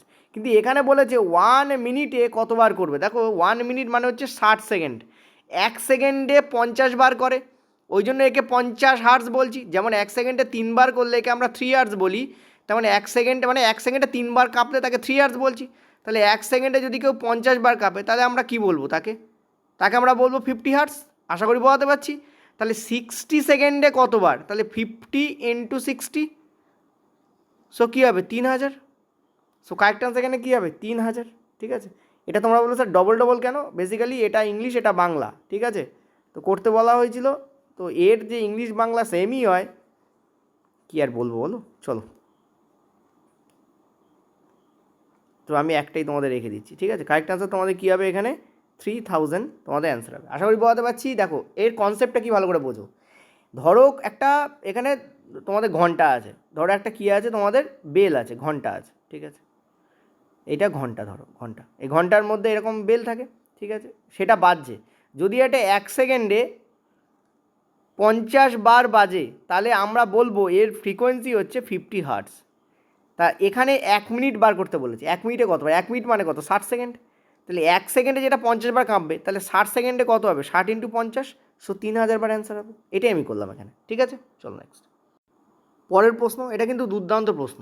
বলেছে যে কোন অ্যালকিনের ভর, তোমাদের বলেছে আণবিক ভর কত, তোমাদের বলেছে হচ্ছে 44। দেখো আমরা একটা জিনিস তো ভালো করেই বুঝতে পারছি যে হাইড্রোজেনের ভর হচ্ছে 1, আর এক একটা কার্বনের ভর হয় তোমাদের 12 করে। তাহলে আমাদের 44 আসবে কী করে, যদি এর তোমাদের থাকে হচ্ছে 8টা, আর এর যদি থাকে হচ্ছে 3টে, তাহলে 3 বারং 36, আর এখানে 8 একে 8, তো +8, তবেই তো 36 + 8 44 আসবে, তাছাড়া তো পসিবল না। তার মানে কার্বন থাকতে হবে 3টে, আর হাইড্রোজেন থাকতে হবে 8টা। তো কারেক্ট অ্যান্সার কী হবে আমাদের, C3H8। আর তুমি বলো এটা কার সংকেত। দেখো যদি এটা মিথ হতো, তাহলে এটা কটা থাকতো, আমরা জানি একটা কার্বন থাকতো, ঠিক আছে।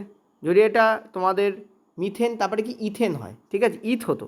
যদি এটা ইথ হতো, তাহলে কটা থাকতো, তাহলে থাকতো 2টো, কিন্তু এটাতে 3টে আছে, তাহলে এটা কী হবে, বুঝতে পারছি, এটা প্রপ হবে, ঠিক আছে। প্রপে কটা কার্বন থাকে, 3টে কার্বন থাকে। তার মানে এটা হচ্ছে প্রোপিনের সংকেত। কী হবে, এটা কিসের সংকেত, প্রোপিন। ভালো, ভাগ্য ভালো যে তোমাদের নাম দিয়ে দেয়নি, নাম দিয়ে দিলে তো আরও টাফ হয়ে যেত। আমি আমার তোমাদের এতে যখন ঢোকাবো এই কোশ্চেন্সটাকে, তখন আমি এই নামে ঢোকাবো, প্রোপিন বলে ঢোকাবো। বুঝতে পারছি আমি আশা করি। মানে আমার যে মক টেস্ট আসবে, তাতে আমি এই কোশ্চেন্সগুলোকে অন্যভাবে রিপ্রেজেন্ট করে তোমাদের দেবো, যাতে তোমাদের মাথা আরও খারাপ হয়। হয়তো এটা দেবো না, অন্য আরও কিছু দিতে পারি, ঠিক আছে। তো ব্যাস চলো নেক্সট পরেরটায় যাব। এই হচ্ছে আমাদের মক টেস্ট ব্যাচ, ঠিক আছে। এই ব্যাচে এখন তোমাদের প্রাইস আছে 499, কিন্তু সেটাকে লেস করে 50 লেস দিয়ে এখন যেটা রাখা আছে সেটা 449 রাখা আছে। দেখো আমরা, অন্যরা কি করে, নর্মাল সায়েন্সের ব্যাচ নর্মাল, আমি এটা একজনকে আজ এতে বলেওছি মানে গ্রুপে, নর্মাল সায়েন্সের ব্যাচ তার ভ্যালু 1100, 1500, নর্মাল পিডিএফ বিক্রি করছে 1000 টাকা, এই সমস্ত করে। আমাদের ক্ষেত্রে আমরা নর্মাল ব্যাচের প্রাইস খুব কমই রাখি, কিন্তু যে ব্যাচে আমাদের খাটনি হবে তার প্রাইস আমাদের একটু হাই থাকে, ঠিক আছে। এই ব্যাচটাতে দেখতে পাচ্ছ যে যে কোশ্চেন্সগুলো পরীক্ষায় পড়েছে তাদেরকে আমরা তুলে ম্যানিপুলেট করব, অন্যভাবে করব, এটা তো করবই করবো। এছাড়া ফ্রেশ ফ্রেশ একদম হাতে তাজা গরম তোমাদের সায়েন্সের কোশ্চেন্স আসবে 3000, আর ম্যাথ, সায়েন্স, রিজনিং নিয়ে ফুল মক টেস্ট যেটা, তাতে কোশ্চেন আসবে তোমাদের 10,000। এবার তোমরা বলবে স্যার এটা কি টেকনিশিয়ানের আগে শেষ হবে? দেখো, আমরা টেকনিশিয়ান আগে শেষ করার চেষ্টা করবো, কারণ আমাদের অলরেডি এখানে একটা মক টেস্ট দেওয়া কালকে হয়ে গেছে। এটা তোমাদের আমাদের টার্গেট ছিল 25 তারিখ থেকে স্টার্ট করার, বাট আমি যদি 25 তারিখ থেকে বলি তাহলে আমার টিমে যারা কাজ করছে তারা আরও ডিলে করে দেবে। সেই জন্য আমি বলেছি কালকে থেকে দিতে, তো কালকে থেকে একটা দেওয়া হয়েছে, আজকে তোমাদের আরও একটা আসবে। আর আজকে আমি মিসলেনিয়াসই তোমাদের মক টেস্ট দেওয়ার চেষ্টা করবো। এটা তোমাদের পেড মক টেস্টের কথা বলছিলাম, যেটা একটু আগে বলছিলাম। এই মক টেস্ট ব্যাচটা তোমরা জয়েন করতে পারো যদি তোমাদের মনে হয় you are confident enough to answer, কারণ এই মক টেস্ট কিন্তু তোমাদের কাঁদানোর জন্য আসবে। পরিষ্কার কথা বলতে কোনো সিম্পল সরল জিনিস পাবে না, বাড়িতে বসে কাঁদানোর মতো মক টেস্ট দাও, তাহলে ওখানে গিয়ে তোমাদের কোশ্চেন্স ইজি লাগবে, আমি এইটা বুঝি। তো 3000 কোশ্চেন্স তোমাদের সায়েন্স থাকবে, 3000 কোশ্চেন্সের মধ্যে কিছু মক টেস্ট থাকবে চ্যাপ্টার ওয়াইজ, আর কিছু মক টেস্ট থাকবে তোমাদের সায়েন্সেরই মিসলেনিয়াস। কিন্তু এই যে 10,000, এটা তোমাদের ফুল মক টেস্টের কোশ্চেন্সের কথা বলছি, ফুল মক টেস্টের কোশ্চেন্স, মানে 3000 কোশ্চেন এবং 10,000 কোশ্চেন।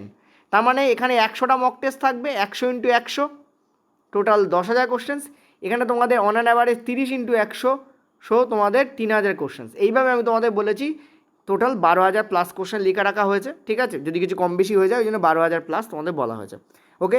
এটার ভ্যালিডিটি তোমাদের পরের বছর মে মাস অবধি থাকবে, মে 2026 অবধি থাকবে। কেন আমরা মে 2026 অবধি, মে 2026 না, মে 2027 অবধি থাকবে।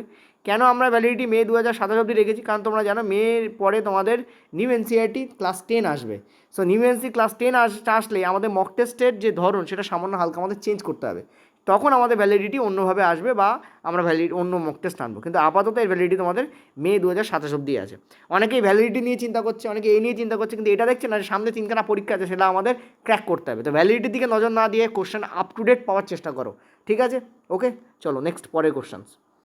স্যার আপনি টোটাল ইনফরমেশান তো দিলেন না, কোথায় যোগাযোগ করবো? দেখো 8670838797 এই নাম্বারে তোমরা যোগাযোগ করবে। এই নাম্বারটা কোথায় আছে? তোমরা যে ফার্স্ট কমেন্ট, সেই কমেন্টে আছে, তোমাদের যে এই ভিডিওর যে তোমাদের ডেসক্রিপশন বক্স, এই ডেসক্রিপশন বক্সে আছে, ওখানে অ্যাপেরও লিঙ্ক আছে। অ্যাপের লিঙ্কে যাবে, পেড কোর্স ফোল্ডারে ঢুকবে, সেকেন্ড ব্যাচটা দেখবে তোমাদের এই লেখা আছে রেলওয়ে কমব্যাট ব্যাচ, ঠিক আছে, মক টেস্ট ব্যাচ। আচ্ছা, নেক্সট তোমাদের কোশ্চেন্স কী বলছে দেখো, যদি কোনো বস্তুর ভর দ্বিগুণ করা হয় এবং জি এর মান অপরিবর্তিত থাকে তাহলে ওজন কী হবে? দেখো, ওজন ইকুয়াল টু আমরা জানি যে ভর ইন্টু জি, মানে এম জি, তাই তো? এখানে শর্টেকে কী বলা হয়? এম ইন্টু জি বলা হয়। তাহলে ভর দ্বিগুণ করা হচ্ছে, তাহলে কী হবে? ওজনও দ্বিগুণ হয়ে যাবে। সো কারেক্ট অ্যান্সার কী হবে তোমার? ওজন উইল বি ডবলড, ঠিক আছে। আচ্ছা, কিন্তু যদি এরকম বলা হয় যে কোনো বস্তুর ওয়েট, যেটা আমি তোমাদের হয়তো মক টেস্টে ঢুকিয়ে দেবো, ওয়েট ধরো অপরিবর্তিত আছে, ফিকশনাল অপরিবর্তিত আছে, ঠিক আছে, ফিকশনাল অপরিবর্তিত আছে, ঠিক আছে। দেখা গেল তোমাদের দ্বিগুণ করা হলো, ভর দেখা গেল 2x করা হলো, ভালো করে বুঝবে। তাহলে জি এর মান কী হতে হবে? দেখো, তোমরা বলো স্যার জি এর মান তো চেঞ্জ হয় না, আমি বললাম ফিকশনাল। ফিকশনাল মানে কি? কল্পনা করো কী হবে যদি কোশ্চেনটা এরকম দেয়, তখন তো তোমরা বাধ্য থাকবে জি এর মান কমাতে। তো মনে রাখবে এই দুটোর গুণ ফলে ওজন আসে, আর ওজন যদি কনস্ট্যান্ট থাকে তখন এই দুটো একে অপরের ব্যস্তানুপাতিক হারে কাজ করে। মানে এ যদি দ্বিগুণ হয়, এ তবে 2 ভাগ হয়ে যাবে, ঠিক আছে। তখন ওজনকে সেম রাখার জন্য জি এর মান 2 ভাগ করতে হবে, অর্থাৎ জিকে 2 দিয়ে ভাগ করে দিতে হবে, যেহেতু তুমি ভরকে 2 দিয়ে গুণ করেছো, ঠিক আছে। বুঝতে পারছো আশা করি? ফিকশনাল মানে এগুলো এই ধরনের কোশ্চেন রেল দেয়, কাল্পনিক কোশ্চেন, বাস্তবে সম্ভব নয়, কিন্তু তোমার যে কনসেপ্টটা ক্লিয়ার কিনা সেটাকে দেখার জন্য রেল পরীক্ষা করার জন্য এই ধরনের কোশ্চেন দেয়। চলো নেক্সট পরের প্রশ্ন, ফ্লেমিংয়ের লেফট হ্যান্ড রুল নিয়ে। ফ্লেমিংয়ের লেফট হ্যান্ড রুল বা বামহস্ত নিয়ম অনুযায়ী কোন বিবৃতি সঠিক? যদি বৃদ্ধাঙ্গুলি যদি তড়িৎ প্রবাহের অভিমুখ বর্ণনা, দেখো কি বলেছে, যদি বৃদ্ধাঙ্গুলি যদি তড়িৎ প্রবাহের অভিমুখ এবং মধ্যমা যদি চৌম্বক ক্ষেত্রের অভিমুখ নির্দেশ করে, তাহলে তর্জনী বলের অভিমুখকে নির্দেশ করবে। দেখো, তর্জনী বলের অভিমুখকে নির্দেশই করে না, তর্জনী নির্দেশ করবে ম্যাগনেটিক ফিল্ডের অভিমুখকে। তো এটা কেটে গেল। যদি বৃদ্ধাঙ্গুলি বলের অভিমুখ, ঠিক আছে, ওকে। তর্জনী যদি তড়িৎ প্রবাহ, দেখো তর্জনী তড়িৎ প্রবাহকে নির্দেশই করে না, সো এটা তোমাদের কেটে গেল। নেক্সট বলেছে এটি শুধুমাত্র বৈদ্যুতিক বর্তনীতে ব্যবহার করা হয় এবং মোটর এবং লাউডস্পিকারে ব্যবহার করা হয়। আচ্ছা ঠিক আছে। নেক্সট বলেছে যদি তর্জনী চৌম্বক ক্ষেত্রে অভিমুখ বর্ণনা করে, আচ্ছা, এবং মধ্যমা যদি তড়িৎ প্রবাহের অভিমুখ বর্ণনা করে, মধ্যমা তড়িৎ প্রবাহ বর্ণনা করে, ঠিক আছে। তাহলে বৃদ্ধাঙ্গুষ্ঠ কী করবে, বলের অভিমুখকে বর্ণনা করবে। এইটাই কিন্তু কারেক্ট হবে, ডি অপশান তোমাদের কারেক্ট। দিসলুটা কারেক্ট। বৈদ্যুতিক বর্তনীতে এটা খালি ব্যবহার করা হয় এমন কিন্তু নয়, অন্য ক্ষেত্রে ব্যবহার করা। এটা এই জায়গায় লেখা ছিল হয় না, ঠিক আছে, এটা তোমাদের ছবির মধ্যে ঢুকে গেছে, ওই জন্য আমি তোমাদের ওটা কারেক্টই বলেছি, বাট এটা ইনকারেক্ট, ঠিক আছে। এখানে লেখা ছিল, এইটাই লেখা ছিল কি হয় না, ঠিক আছে। এখানে এইটা লেখা ছিল কি হয় না, এটা তোমাদের হয় না লেখা ছিল। ওকে, তো মনে রাখবে এটা তোমাদের হয়, হয় না নয়, এই জন্য এই অপশানটা কেটে যাবে, ঠিক আছে। এই সি অপশান এই কারণে কেটে যাচ্ছে, কারণ হয় না লেখা ছিল, ছবির পেছনে চলে যাচ্ছে, এই জন্য অপশানটা কাটা, এটাও কাটা, এটাও কাটা। তো কারেক্ট আনসার আমাদের কী হবে, D will be the correct answer. এখানে একটা জিনিস আমি বলে দিই যে মোটরের ক্ষেত্রে কিন্তু মোটরের ক্ষেত্রে কিন্তু লেফট হ্যান্ড রুল ফলো হয়, কিন্তু জেনারেটরের ক্ষেত্রে GENERATOR জেনারেটরের ক্ষেত্রে কিন্তু তোমাদের ফলো হয় রাইট হ্যান্ড রুল, ঠিক আছে। এটা কিন্তু একটু মনে রাখবে। ওকে, চলো নেক্সট পরের কোশ্চেন্স। পরের প্রশ্ন দেখো, বলেছে একটি বর্তনীতে ভি আছে, ধরো একটা বর্তনী গেছে, ঠিক আছে, যাতে তোমাদের এও রয়েছে, আর একটা বর্তনী আছে যাতে তোমাদের ভিও রাখা আছে। দেখো আমি তোমাদের টোটাল এঁকেই বলে দিলাম, ঠিক আছে, তোমাদের টোটাল কিন্তু এঁকেই বলে দিলাম। তো ভি রাখা আছে, তোমাদের বলতে হবে যে এই ভিটা কাকে বোঝায়। দেখো আমি এটা কিসে এঁকেছি, এটা আমি তোমাদের প্যারালাল সার্কিটিংয়ে কিন্তু তোমাদের এঁকেছি, এটাকে আমি তোমরা দেখতে পাচ্ছ সমান্তরাল শ্রেণীতে এঁকেছি। তো মনে রাখবে যে ভোল্ট মিটার হয় সেটা সমান্তরাল শ্রেণীতে ব্যবহার করা হয়, এবং এটা ভিটা কার এক্সাম্পল হচ্ছে, মানে কার চিহ্ন, ভোল্ট মিটারের চিহ্ন, ভোল্টা মিটার নয় কিন্তু ভোল্ট মিটার। অ্যাম্পিয়ার হচ্ছে কিন্তু তোমাদের শ্রেণী বর্তনীতে বসানো হয়, এটা কিন্তু শ্রেণী বর্তনী চিহ্ন। একটা কথা, এখানে প্লাস মাইনাস থাকবে, আমি প্লাস মাইনাস দিচ্ছিলাম না, এটা প্লাস মাইনাস থাকবে, তো এখানে জাস্ট ভি, তবে প্লাস মাইনাস ভি বলা উচিত ছিল। তাই কারেক্ট অ্যান্সার তোমাদের এখানে কিন্তু ভোল্ট মিটারই হবে, ঠিক আছে। চলো নেক্সট পরের প্রশ্ন কী বলছে দেখো, which statement regarding mass number is correct. দেখো মাস নাম্বার প্রথম কথা মানে রিপ্রেজেন্ট করানো হয় তোমাদের কি দিয়ে, এ দিয়ে রিপ্রেজেন্ট করানো হয়, জেড দিয়ে রিপ্রেজেন্ট করানো হয় পারমাণবিক সংখ্যাকে। কোন দিন এটা না পড়ে যায়, ঠিক আছে, সিম্পল জিনিস কিন্তু তোমাদের গুলিয়ে যাবে। পারমাণবিক সংখ্যা বলতে কিন্তু তোমাদের বলা হয় প্রোটন সংখ্যাকে, নট ইলেকট্রন সংখ্যাকে, কিন্তু যেহেতু প্রোটন সংখ্যা ইলেকট্রন সংখ্যা সেম, সেই জন্য পারমাণবিক সংখ্যা ইলেকট্রন সংখ্যাকেও বোঝায়, বাট পারমাণবিক সংখ্যা বলতে কিন্তু প্রোটন সংখ্যাকে বোঝায়, ইলেকট্রন সংখ্যাকে বোঝায় না। এটা হলো প্রথম পয়েন্ট। নেক্সট হচ্ছে মাস নাম্বার বা ভর সংখ্যা কিন্তু তোমাদের বোঝায় এ দিয়ে, এবং এই ভর সংখ্যা কিন্তু তোমাদের প্রোটন প্লাস নিউট্রন সংখ্যাকে বোঝায়, নট অনলি প্রোটন বা নিউট্রনকে নয়, প্রোটন প্লাস নিউট্রন, অর্থাৎ ওই পরমাণুর টোটাল যা ভর আছে তাকে। একটি পরমাণুতে প্রোটন আর ইলেকট্রন কাটো, সর্বদা পারমাণবিক সংখ্যা দ্বিগুণায় কাটো, এটি একটি পরমাণুতে প্রোটন ও নিউট্রনের সমষ্টিকে নির্দেশ করে, এটা কাটো, এটা অ্যাকচুয়ালি ঠিক হবে, কারণ টোটাল পরমাণুর ভর ধরা হয়, প্রোটন আর নিউট্রনের ভর কি, ইলেকট্রনের ভর এত কম যে তাকে গন্তব্যের মধ্যে ধরা হয় না, বাট এমনটা নয় যে তার নেই, ঠিক আছে। তো কারেক্ট অ্যান্সার আমাদের কী হবে, C will be the correct answer. হ্যাঁ, ডি এখানে কেন হবে না, কারণ একটি ইলেকট্রনের কথা বলেছি, ইলেকট্রন তো এখানে অ্যান্সার নয়, ঠিক আছে। চলো নেক্সট পয়েন্টটা বলেছে যে দ্বিবিভাজন যদি ব্যাকটেরিয়াতে হয়, ঠিক আছে, দ্বিবিভাজন যদি ব্যাকটেরিয়াতে হয় তাহলে খণ্ডীভবন কোনটাতে হয়। দেখো খণ্ডীভবন হয় তোমাদের শৈবালে, যেটা হচ্ছে স্পাইরোগাইডা। দেখো এখানে ডাইরেক্ট স্পাইরোগাইডা নামটা লিখে দেয়নি, যেহেতু এনসিইআরটিতে স্পাইরোগাইডা কথাটা লেখা আছে, এখানে কী লেখা দিয়েছে তোমাদের শৈবাল দিয়েছে, স্পাইরোগাইডা কিন্তু এক টাইপের শৈবালই হয়। তো কারেক্ট আনসার কী হবে, খণ্ডীভবন বা তোমাদের ফ্র্যাগমেন্টেশন।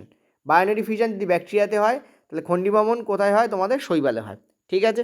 বাইনারি ফিউশন সরি মাফ করো, কাশি পেয়েছিল।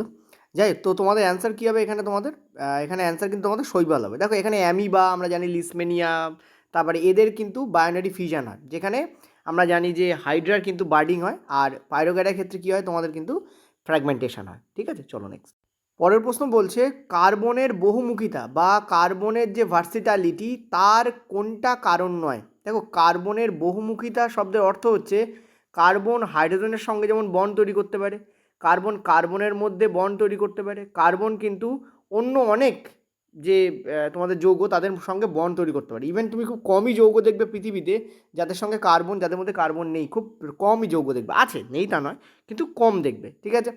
তো এখানে অ্যান্সার তোমাদের কী হবে, দেখো কার্বন কিন্তু সিঙ্গেল, ডবল এবং ট্রিপল বন্ড তৈরি করতে পারে, যেখানে যেটা আমি একে তোমাদের এখানে অলরেডি দেখিয়ে দিয়েছি, এটা তো অ্যান্সার নয়, কারণ এখানে কোনটা কারণ নয় বলেছে, এটা তো কারণ, ঠিক আছে। এখানে বলেছে কোনটা কারণ নয়। চতুর্যোজ্যতা, আমরা জানি কার্বনের অ্যাটমিক নাম্বার হচ্ছে 6, তো 6কে কীভাবে ভাঙবে, 2 এবং 4, এবং 4 থাকার জন্য 4টি ইলেকট্রন ও দিতেও পারে, ও কিন্তু 4টি ইলেকট্রন নিতেও পারে। এই জন্য কার্বন কিন্তু সমযোজী বন্ধন তৈরি করে। কার্বন কিন্তু কোনো দিন ইলেকট্রোভ্যালেন্ট বন্ধন তৈরি করে না, সেটাও তো কারণ, এটা তো কারণ নয় এমনটা নয়।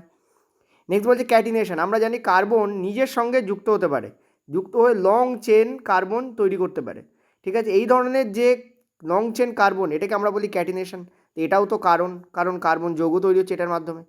কিন্তু একটু আগে বলেছি আমি, কার্বন আয়নীয় বন্ড তৈরি করতে পারে না, মানে কার্বন ইলেকট্রন বর্জন বা গ্রহণ করে না। কার্বন কি করে? ইলেকট্রন শেয়ার করে এবং শেয়ারিংয়ের মাধ্যমেই সমযোজী বন্ড তৈরি করে। তো এটাই আমাদের কারেক্ট আনসার হবে, কারণ এটাই হচ্ছে কারণ নয়। কারণ এখানে তোমাদের জিজ্ঞেস করছে কোনটা কারণ নয়, এটাই হচ্ছে কারণ নয়। ঠিক আছে, ক্লিয়ার হয়েছে? চলো নেক্সট পার্টটায়। আচ্ছা, পরের প্রশ্ন, রাসায়নিক শিল্পে ব্লিচিং পাউডারকে কী রূপে ব্যবহার করা? দেখো, ব্লিচিং পাউডার হচ্ছে খুব দারুণ অক্সিডাইজিং এজেন্ট বা জারক পদার্থ। তো রাসায়নিক শিল্পে কিন্তু ব্লিচিং পাউডারকে অক্সিডাইজিং এজেন্ট হিসেবে ব্যবহার করা হয়। যদি বলা হয় যে জল পিউরিফিকেশানে ব্লিচিং পাউডারকে কীভাবে ব্যবহার করা হয়, মনে রাখবে জল পিউরিফিকেশানে ব্লিচিং পাউডারকে পিউরিফাইং এজেন্ট আকারে ব্যবহার করা বা ডিসইনফেক্ট্যান্ট এজেন্ট আকারে ব্যবহার করা হয়। ঠিক আছে, ডিসইনফেক্ট্যান্ট আকারে ব্যবহার করা হয়। এই কথাটা ডাইরেক্ট লিখে দিতে পারে। ডিসইনফেক্ট্যান্ট শব্দ অর্থ হচ্ছে যেটা দূষিত জিনিসকে বাইরে বের করে দিয়ে জিনিসটাকে দূষণ মুক্ত রাখে, তাকে বলা হয় ডিসইনফেক্ট্যান্ট। সে আকারে ব্যবহার করা যায়। ব্লিচিং পাউডারকে দেখলে কেমিক্যাল শিল্পে অক্সিডাইজিং এজেন্ট আকারে ব্যবহার করা হয়। ব্লিচিং পাউডারকে ক্লোরোফর্ম তৈরিতে ব্যবহার করা যায়। এগুলো এনসিইআরটিরই তোমাদের পার্ট বলা আছে ওখানে, ওই পার্টটা ভালো করে পড়ে দেবে। ক্লোরোফর্ম তৈরিতে ব্লিচিং পাউডারকে ব্যবহার করা হয়।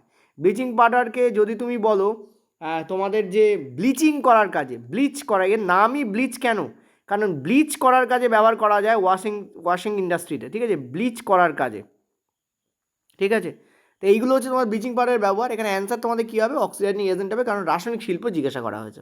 চলো, এই প্রশ্নটা থেকে একটা দারুণ প্রশ্ন করা যায়, আমি আমার মক টেস্টে রাখবো। ঠিক আছে, দুর্দান্ত প্রশ্ন করা যায়, অনেক ঘুরিয়ে একটা দারুণ প্রশ্ন করা যায় এই প্রশ্নটার উপর বেস করে। ঠিক আছে, চলো নেক্সট।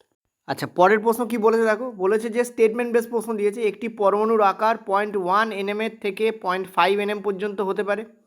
তার বলছে একটি পরমাণু নিউক্লিয়াস তার চারপাশে ইলেকট্রনকে আকর্ষণ করলে পরমাণুর আকার বৃদ্ধি পেতে পারে। 3 নম্বর বলেছে একটি হাইড্রোজেন পরমাণুর ব্যাসার্ধ 10⁻⁻10 মিটার হয়। দেখো, এই স্টেটমেন্ট 3 এখানে তোমাদের বলেছে একটি পরমাণু আকার সম্পর্কে নিম্নলিখিত কোন বিবৃতিগুলি মানে সত্য সেটা বিবেচনা করো। তো এখানে বলছে যে একটি পরমাণুর আকার কোনগুলো ঠিক সেটা বার করতে বলেছে। একটি পরমাণুর আকার প্রায় 0.1 nm থেকে 0.5 nm হয়, এটা কিন্তু কারেক্ট। কোনো পরমাণু আকার কিন্তু 0.1 nm থেকে, যদি তুমি ব্যাসার্ধ ধরো, রেডিয়াস ধরো, চাইলে তোমরা গুগল চেক করতে পারো, রেডিয়াস ধরো, সেটা কিন্তু 0.1 nm থেকে 0.5 nm হয়। ঠিক আছে, রেডিয়াস যদি ধরো। আচ্ছা, এবার তোমাদের বলেছে যে একটি পরমাণু নিউক্লিয়াস তার চারপাশে ইলেকট্রনকে যদি আকর্ষণ করে তাহলে পরমাণু শ্রিঙ্ক হয়ে যায়, আয়তনে বৃদ্ধি পায়, এই কথাটা ভুল। তো 2 তো হবে না অ্যান্সার। মানে নিউক্লিয়াস যখন ইলেকট্রনকে টানছে তখন কি হয়, ইলেকট্রন নিউক্লিয়াসের কাছে সরে আসবে। যখন ইলেকট্রন নিউক্লিয়াসের কাছে সরে আসবে তখন পরমাণুর ওভারঅল আকার কী হয়, শ্রিঙ্ক করে যায়, মানে সংকুচিত হয়। সেটা কিন্তু কারেক্ট নয়। 3 হচ্ছে একটি হাইড্রোজেন পরমাণুর ব্যাসার্ধ 10⁻10 মিটার, এটা তোমাদের ওল্ড এনসিইআরটিতে আছে। সো আমরা এখানে দেখতে পাচ্ছি 1 এবং 3 কারেক্ট। সো 1 এবং 3 এটাই তোমাদের রাইট অ্যান্সার হওয়া উচিত। ঠিক আছে, এটা তোমাদের রাইট অ্যান্সার হওয়া উচিত। চলো নেক্সট, পরের প্রশ্ন, নিউটনের প্রথম সূত্র ড্যাশের ধারণাকে ব্যাখ্যা করে। নিউটনের প্রথম সূত্র কোন কিসের ধারণাকে ব্যাখ্যা করে? দেখো, নিউটনের যে প্রথম গতিসূত্র সেটা বলে যে বাইরে থেকে তুমি যদি আনব্যালেন্স ফোর্স প্রয়োগ না করো, বাইরে থেকে বল প্রয়োগ করলে নয়, কিন্তু বাইরে থেকে কোনো অসাম্য বা অপ্রতিসম বল প্রয়োগ না করলে, যাকে আমরা বলি আনব্যালেন্স ফোর্স, বাইরে থেকে যদি তুমি কোনো আনব্যালেন্স ফোর্স প্রয়োগ না করো তাহলে স্থির বস্তু কী হবে? চিরকাল স্থির থাকবে। আর গতিশীল বস্তু চিরকাল সরল রেখায়, যে পথে সে আছে সেই সরল রেখায় সমবেগে গতিশীল থাকবে এবং সেটা চিরকাল থাকবে। তুমি যতক্ষণ না বল প্রয়োগ করছো ততক্ষণ এই দুটো জিনিস চেঞ্জ হবে না, এবং বলটা কেমন হবে? আনব্যালেন্স ফোর্স হতে হবে, অসাম্য বল হতে হবে। ঠিক আছে, বা অপ্রতিসম বল যেটা বাংলায় বলে, আমি ইংলিশে বললাম তোমাদের, ইংলিশে এটাকে আনব্যালেন্স ফোর্স বলা হয়। ঠিক আছে, কিছু কিছু বাংলা ইংলিশ থেকেও খারাপ হয়, সত্যি কথা বলতে। আমার মাতৃভাষা বলি আমি বলছি কথাটা, কারণ আমি জানি। তো যাই হোক, অ্যান্সার তোমাদের কী হবে? অ্যান্সার তোমাদের এখানে হবে কিন্তু জাড্ডের ধর্ম বা জড়তা। এটাকে আমরা বলি জাড্য বা জড়তা। এটাকে আমরা কি বলি? জাড্য বা জড়তা। স্থির বস্তু চিরকাল স্থির থাকার প্রবণতা, আর গতিশীল বস্তু চিরকাল সরলরেখায় সমবেগে গতিমান থাকার প্রবণতা। এটা কি আমরা বলি পদার্থের জাড্য। স্থির থাকার প্রবণতাকে বলা হয় ইনার্শিয়া অফ রেস্ট অর্থাৎ স্থিতিজাড্য, আর গতিমান থাকার প্রবণতাকে বলা হয় ইনার্শিয়া অফ মোশন অর্থাৎ গতিজাড্য। তো কারেক্ট আনসার কিন্তু আমাদের এখানে কী হবে? C option will be the correct here. দেখো, যাদের বেসিক উইক আছে তারা এখনও আমাদের সেই ইন্ডিপেন্ডেন্স ডে অফার যেটা 15 তারিখ শুরু হয়েছিল সেটা কিন্তু এই মাস ভোর তোমাদের জন্য আছে। তোমরা কিন্তু এই মাসটার জন্য কিন্তু এই অফারটা অ্যাভেল করতে পারো। যেটা তোমাদের ব্যাচ 873 টাকা, সেটা কিন্তু এখন 473 অর্থাৎ হাফ দামে। হাফ দাম বলবো না, 800 অর্ধেক হাফ হলেও 73 অর্ধেক তো 73 হয় না? তো যাই হোক, প্রায় 50% ছাড়ে তোমাদের কিন্তু এখন এটা দেওয়া আছে, ঠিক আছে? এখানে সমস্ত মেটেরিয়াল তোমাদের গ্রুপ ডি পরীক্ষার ঠিক আগেই কমপ্লিট করানো আছে, ফলে যে কোনো চ্যাপ্টার খুললে তুমি তার মেটেরিয়াল অন দ্য স্পট পাবে, উইদিন সেকেন্ডে পাবে। তো তোমরা এটা নিতে পারো, এবং এটা তোমাদের হচ্ছে ডিপ ডিটেলস ব্যাচ। এটা কিন্তু তোমাদের ডিপ ডিটেলস ব্যাচ, ঠিক আছে? যাদের ডিটেলসে প্রবলেম আছে তারা নিতে পারো, এবং এতে কিন্তু নিউ এনসিইআরটি ইনক্লুড আছে, এবং তোমাদের যেহেতু ক্লাস 10-এ এনসিইআরটি চেঞ্জ হয়নি, তো ওই এনসিইআরটি তোমাদের প্লাস ক্লাস 10-এর এনসিইআরটি কিন্তু তোমাদের আছে, ঠিক আছে? তোমরা কিন্তু এই ব্যাচটাকে নিতে পারো, এবং এটাতে কিন্তু তোমাদের নিউ এনসিইআরটি যে পিডিএফ আছে সেই পিডিএফ কিন্তু প্রিন্টেবল ফরম্যাটে আছে, তোমরা কিন্তু চাইলে ডাউনলোড করতে পারবে। এই নাম্বারটা হচ্ছে আমাদের অফিসিয়াল নাম্বার, যে কোনো জায়গায় চলে যাবে 86708387 নাম্বারে তোমরা কল করতে পারো, তোমরা মানে ভয়েস মেসেজ পাঠাতে পারো, তোমরা হোয়াটসঅ্যাপ করতে পারো। অ্যান্সার সঙ্গে সঙ্গে না দেওয়া হলেও ব্যাক করা হয় বা দেওয়া হয়, ঠিক আছে? তো তোমরা এই নাম্বারে কিন্তু এইটা তোমরা অ্যাভেল করতে পারো। তো আজকে তোমাদের টোটাল ক্লাস এই 32টা কোশ্চেন্সের ওপর ছিল। কিছু কিছু কোশ্চেন্স ছিল এলেবেলে, সেই জন্য আমি বাদ দিয়েছি। যে কোশ্চেন্সগুলো তোমাদের ঘোরানো লেগেছে এই শিফট থেকে আমি সেই কোশ্চেন্সগুলো কি তোমাদের জন্য তুলে নিয়েছি, টোটাল 40টা কোশ্চেন্সের মধ্যে, ঠিক আছে? এইভাবে তোমাদের আমি ইচ্ছা আছে আমার মোট 500 কোশ্চেন্স তোমাদের এই টেকনিশিয়ানের আগে পিআইকিউ এবং সব ধরে 500 কোশ্চেন্স তোমাদের করিয়ে দেওয়া। এছাড়া আমাদের মক টেস্ট চলছে, ওখানেও তোমরা কোশ্চেন্স পাবে। আজকেও তোমাদের মক টেস্ট আসবে, ঠিক আছে? ওটা তোমাদের পেড মক টেস্ট, ওকে? তো থ্যাংক ইউ ভিডিওটা দেখার জন্য। পিডিএফ তোমাদের 2-1 দিনের মধ্যে এর তোমরা পেয়ে যাবে, ঠিক আছে? লিঙ্ক তোমরা এই ভিডিওর যে ডেসক্রিপশন বক্স আছে তাতেই তোমরা পেয়ে যাবে, ওকে? ফার্স্ট কমেন্টটা ফলো করতে ভুলো না। Thank you.